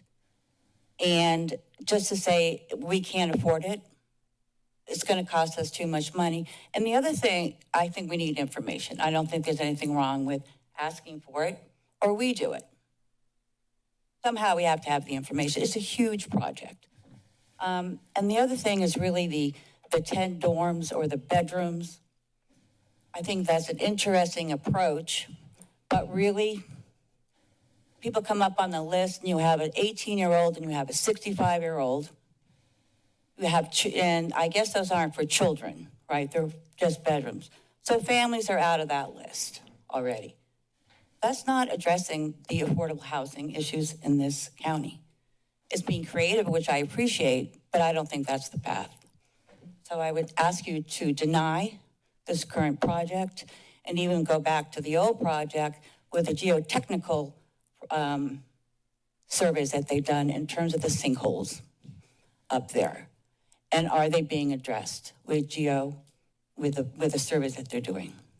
So thank you very much, but I want you to please not accept this new proposal. Thank you. Thank you. Good afternoon and welcome. As unaccustomed as you are, welcome. Council members, I'm Deborah Elston. Westlake neighbors, can't thank Ron Goodman enough to dig into that type of process as well to protect our Westlake Pond, which is very cherished. In some ways, and I've said this before, the process seems backwards. This does seem to be a completely new project, way different than townhomes on the top of the bluff, the way it was originally planned. The drillings were done in 2018, and I would like to point out number 41 and 42 on the conditions of approval. This study into the karst system is really a safety issue. It's a safety issue for the developer. It's a safety issue for your approval. It's a safety issue for the people who are going to live there. So adding 1 to 2 stories to this project has to lead to further testing, further drilling. They only did 30 feet down. They're going another story up. They have to go another 10 feet down. They have to know what they're building underneath them before, and I get it. It's all back. You approve the project and then we do the building permit and then they do the drilling. Kind of seems backwards because this is an expense that has to be followed through on. Seismic activity. This was also in the Dees and Associates recommendations on page 9 and 10. So even the seismic activity has changed. We had, it needs updating, let's just put it that way. We had a 4.6 little shakeup, and that fault line goes right through our neighborhood, and it's less than a mile away. And the old the old report, you know, they were saying the closest fault line was 5.8. Well, this fault line just woke up. It was considered dormant. It's not dormant anymore. So it just seems like you do need more data in order to go forward on this project. And I think approving a building permit and then going backwards after you give the building permit, and then they have to do all this, and then they find out it's not even feasible. So that's my point. Thank you. Thank you, Ms. Elson. Do we have anyone else online? No, we don't. Last call for anyone who would like to testify on the matter. Matters back before, excuse me, I'm sorry. We now have someone. We got one just right there under the wire. All right, we'll take the person online. Good afternoon. Welcome to the city council meeting. Good afternoon. 3, 2, 1. Matters back before the body. Pleasure of the body. Councilmember O'Hara. Thank you, Mayor. I have a motion that I sent to the clerk that I was hoping you could put up on the screen.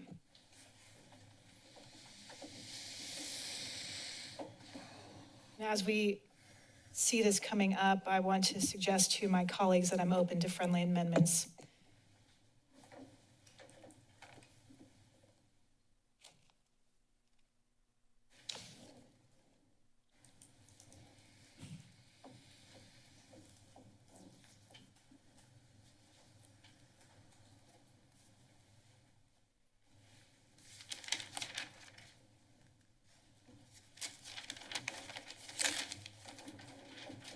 Motion to adopt the resolution approving the project as recommended by staff with one substantive amendment.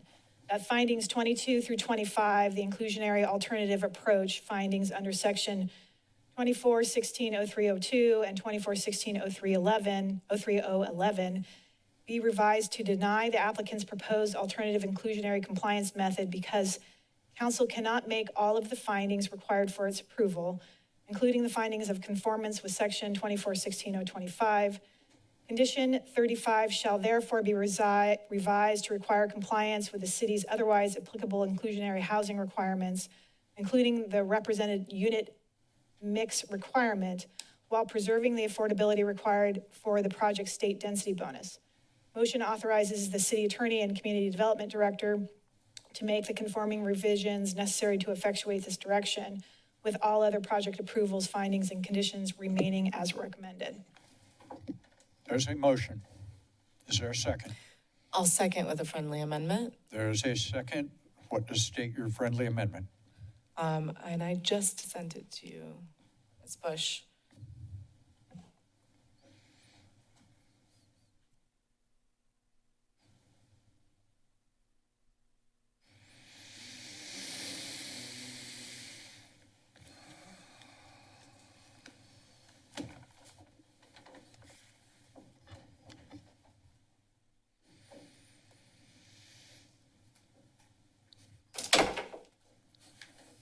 Whoa, let's try to keep noise down. Seniors are sleeping. Yeah, my purse decided to. All right. Friendly amendment to strike incentive concession number 2, which is the option for streamlined tenant selection from the resolution, which is on page 10, and direct staff for future projects to include quantifiable data that demonstrates cost savings when incentives, concessions, or waivers are requested by applicants. Is that agreeable to the maker of the motion? Yes. Okay, accepted as a friendly amendment. That is now included in the motion in chief. Let me see if there are questions, comments, debate, and discussion. Councilmember Brunner. I just have a quick question about the friendly amendment, and I wonder if maybe the city attorney's office can speak to that. Yeah, I do believe that a friendly amendment language about striking incentive concession number 2 does subject the city to potential for litigation and attorney's fees exposure. There's a significant chance of litigation and attorney's fees exposure with that change. I understand. Councilmember?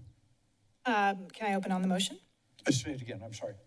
Can I open on my motion? Oh, I'd like for you to. Okay, thank you. Thank you. Okay, thank you. with that in mind, I also understand the risk associated with the language that the Vice Mayor has added, and I would like to request again the consideration of the applicant as to whether you would allow for that concession to be stricken from your application. Okay, excuse me for just a second. You're doing fine. I just want to be clear. I'm going to allow you to answer this question. The matter is back before the body, so this question will be allowed. The matter is back before the body, though, so the Thank you, Mayor. council members asked you a question. Go ahead. Go ahead. You're referring to concession number 2, the streamlined tenant selection. If I would voluntarily remove it. Yes, and the context being when Ms. DeWitt came up and suggested that there might be some misunderstanding in terms of the magnitude and complicating factors associated with us simply advertising the vacancy. I'm asking whether you would be willing as the applicant to voluntarily remove this concession from your application. I would consider, there wasn't a misunderstanding because there wasn't a big city process. It's just the volume of inquiries we'll have to deal with that. But I would consider it in the context of our inclusionary housing alternative method requests getting approved. But without that, you know, we're going to have to go back and modify the project again and figure out what project can go forward. So I'm not going to, it wouldn't be meaningful. I'm not going to withdraw it as it stands on this motion. Thank you, sir.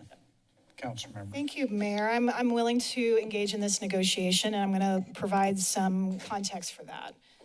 The way that this motion is currently stated is the city does have discretion in the pathway that was identified by staff and the applicant to either accept or deny this alternative inclusionary compliance method. However, the applicant has an additional concession that you may apply, and it was, as my understanding, a decision between staff and the applicant to take this method versus a concession to get to the number of units that you are proposing with regard to the bedrooms. I am very comfortable foregoing, because I believe you are going to be coming back anyway with an additional concession to meet the same exact standard. I think we can not have another hearing if we are comfortable switching, this to a concession, which I believe you are going to do anyway. And what I'm asking for is the forbearance on allowing the city to advertise for this project. I personally don't think that is at all out of scale for what we are trying to do as a community.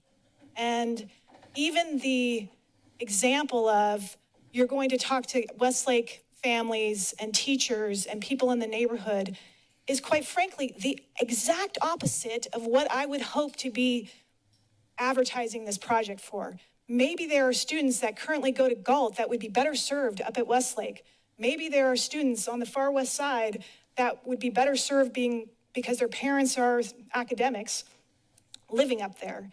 So what is the problem with allowing the city our discretion to ensure that this is publicly available, associated with our current practices?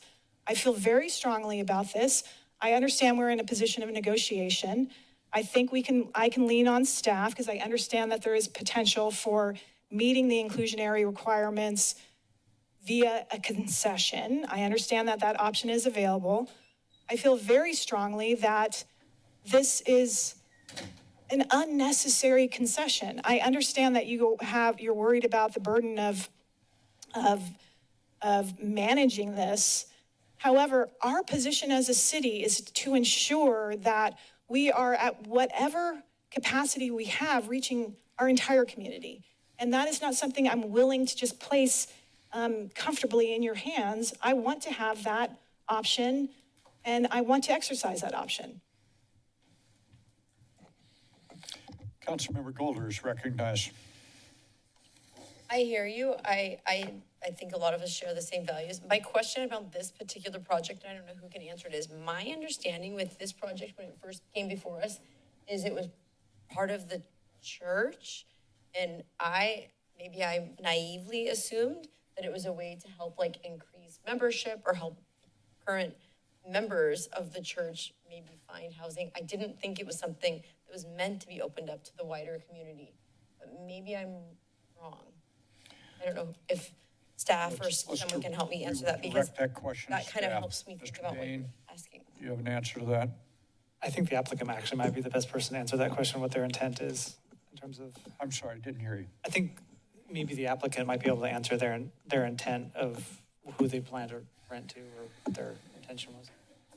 This is not meant primarily for church members, and in fact, that is a fair housing law potential issue. You can't discriminate based on religion, for example, or membership in a certain organization or type of employment, variety of things, right? So, no, we do envision there will be members of the church who live there, but like everyone else, so it's not over, bent in that direction. And if I can, while I'm here, I just want to say thank you for expressing that is a really important point to you, and I think we can meet it. I just, we do need an affordability plan that works. So I hope we can come to that. Thank you. Councilmember Golder, completed with that? Okay. Other debate or discussion on this item? Well, I've got a few, but go ahead. Thank you. I have a question for staff. If we were to revise this motion or even go back to the original motion with the voluntary removal of concession 2 and changing the methodology for reaching the inclusionary numbers, what would that motion look like? Mr. Butler. Thanks for that question, Councilmember O'Hara. So that question would be, or that motion would include, as you suggested, to reference that the applicant has voluntarily switched their incentive concession requests, going from the removal of the notification, current incentive concession number 2, and switching it to the inclusionary alternative means that we initially had proposed. And you could include in that something similar to what you had in your motion, which is providing direction to staff and the city attorney's office to modify the resolution findings accordingly. Point of order, or maybe parliamentary question. Certainly. I know there's motion and a second on the floor. I'm not quite certain how to proceed, and I'm leaning on you in terms of if there is interest in modifying this motion, how would you like me to proceed? Well, you are the maker of the motion. If you would like to modify your motion and it's agreeable to the second, then those will be accepted. So feel free to amend your own motion. Okay, thank you. Holy smokes. Let me ask a question procedurally. I'm Yes. going to go back. Yes. We have been sitting here for 3 hours and 40 minutes on this item, and I am wondering if what we could do is just take a 10-minute break, and then we will come back and you will have the floor. Thank you. Without objection, we are standing recess for 10 minutes.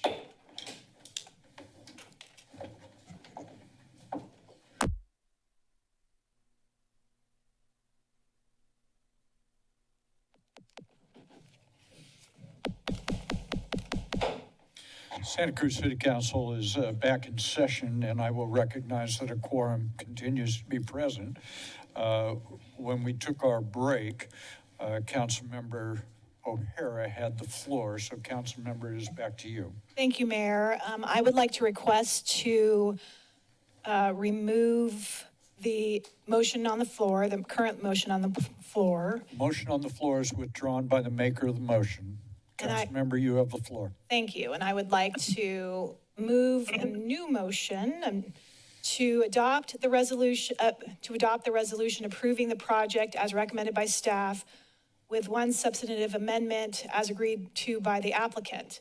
That the applicant's requested incentive number 2 related to option for streamlined tenant selection be removed and replace it with an alternative concession request to allow for the inclusionary alternative approach per section 24-16030 proposed by the applicant as articulated in their proposal and the city staff's report.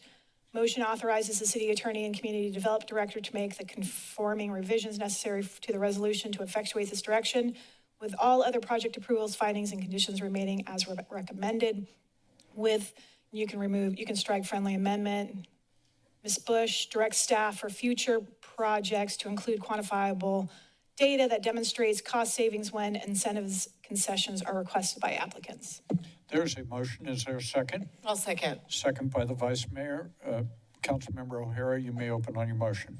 Thank you. And I have a question to the applicant. I need to have you guys on record that you are comfortable with this direction of the proposed motion in relation to concession number 2. Yes, thank you. We'll never forget a word you had to say. Yes. All right. Okay, thank you. Matters back to full body. Further debate or discussion? No, I appreciate the time, energy that went into this. I do have one additional thing that I want to add to this conversation.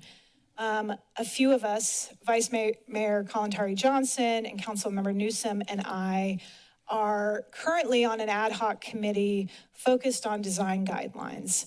We have been going through a very regimented process with staff to engage with the community on what does good design look like, what should it look like in Santa Cruz.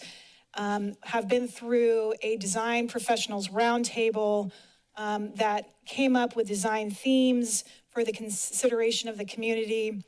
Had a planning commission meeting of which we had the entire courtyard out here filled with folks looking through different design characteristics and making recommendations based on what we think is Santa Cruz character and what are we looking for design. So in addition to this motion, I just want to put up on the screen, Madam Clerk, we have a community survey going on right now that is really looking for community feedback on what kind of design are we looking for in this community. I'm going to put these QR codes up quickly for the community that is here and anybody who might be watching from home.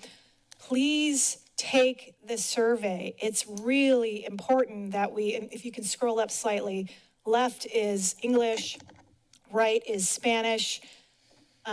It's important that we get as much feedback on this as we possibly can. This conversation today really does get to, we are trying to strike a very complicated balance with current California legislation and laws limiting our local control because we need to add housing stock in the state, and particularly in our coastal communities where our cost of living, we have the highest rent burden in the entire nation here in Santa Cruz. We need to build housing, but how do we do that in such a way where we're trying to thread the needle around what are we looking for with these new developments that will make us feel better about the direction that we're going. So please do take these surveys. I don't know how long they're open, but hopefully for another... Through August, thank you. Please take these surveys, take the time to do so. I took it a couple days ago. It takes maybe 10 minutes. And it's actually really an informative process. So I appreciate everybody's forbearance on that and really appreciate the conversation and the regimented process that we tried to walk through with regard to this particular project. It is the responsibility of the applicant to meet our needs and address the findings that we are trying to address during these deliberations. So I appreciate the time that you guys took in answering questions, and then some of the concessions that we were able to negotiate. And I appreciate the patience of my colleagues as we walk through this discussion. Thank you. Thank you. Vice Mayor is recognized. Thank you. Just a couple of things. The geotechnical study was brought up, and Mr. Sibley mentioned that this will be done before a permit is issued, and staff also confirmed that. So that was brought up by some of the speakers here. So rest assured that a thorough geotechnical study will be completed before a permit is issued. And then just, well, first I want to thank everyone who's here, everyone who called in. I understand this has been a long process, and really at the end of the day, we want to provide housing for our community. And I think all of us would agree on that. It's how we proceed and where we land that is really important. And I want to thank Councilmember O'Hara for the process you walked us through today. I think that that's really important, and it may result in longer meetings, but it's worth it. It's worth it for us to do this right. Many of you continue to ask us to deny the project, and I hope that you are hearing and seeing that we are doing our due diligence and denying the project, even if we wanted to. I don't know that all of us would want to. It's not an option. I made a friendly amendment for one of the concessions to be struck out, and our city attorney pointed out that we're at risk of litigation. To me, that was a very important incentive and concession for the city. You know, it's about equitable outreach to our community members. It's about transparency. It's about tracking what's happening in our community. But in my mind, it didn't seem that impactful to the applicant. But even with that consideration, we were reminded that we would be at risk of litigation. So just for the community who's here and who's listening, please know that we are trying to engage. We are engaging. We're not trying. We're engaging in a thoughtful process. But when you ask us to deny a project, you put us in an impossible situation. We're with you. We are open to hearing your suggestions. We hope that more of these conversations will ensue with future projects. We've given direction to staff to give us more data that is quantifiable, and hopefully this will result in a more thorough, transparent process in the future. Thank you for the debate or discussion. Mr. Bain, let me ask you a quick question. There was, I believe, either during someone's testimony, in any event, this afternoon or this evening, we heard a sentence that I thought said that 24 months have gone by and somebody's permit is voided. Can you speak to that issue? I don't understand what that was. Yes, I believe that in most cases, most permits are good for 3 years. Get a little closer. Sorry. Thank you. I did look at the conditions of approval for the original project, and it does refer to 24 months, 2 years. I think that's specific, or it was relating to the minor land division, which those are good for 2 years versus the other permits, part of the project. That being said, they did the subdivision, and so they've exercised the permit, and within that 2 years. Okay. Thank you. That was my only question. Further questions or comments? Clerk will call the roll. Councilmember Triguero. Aye. Brunner. Aye. Councilmember Newsom has recused himself. Councilmember Golder. Aye. O'Hara. Aye. Vice Mayor Kalantari Johnson. Aye. And Mayor Cooley. Aye. Motion passes and so ordered. Thank you all for being here. Madam Clerk, is there more business to come before the body? Not for me. City Attorney, more business to come before the body? No. Okay, a motion to adjourn would be in order. Councilmember Golder moves and Councilmember Triguero reluctantly seconds that we will adjourn non-debatable. Those in favor signify by saying aye. Aye. Opposed? Motion carries and so ordered. We stand adjourned.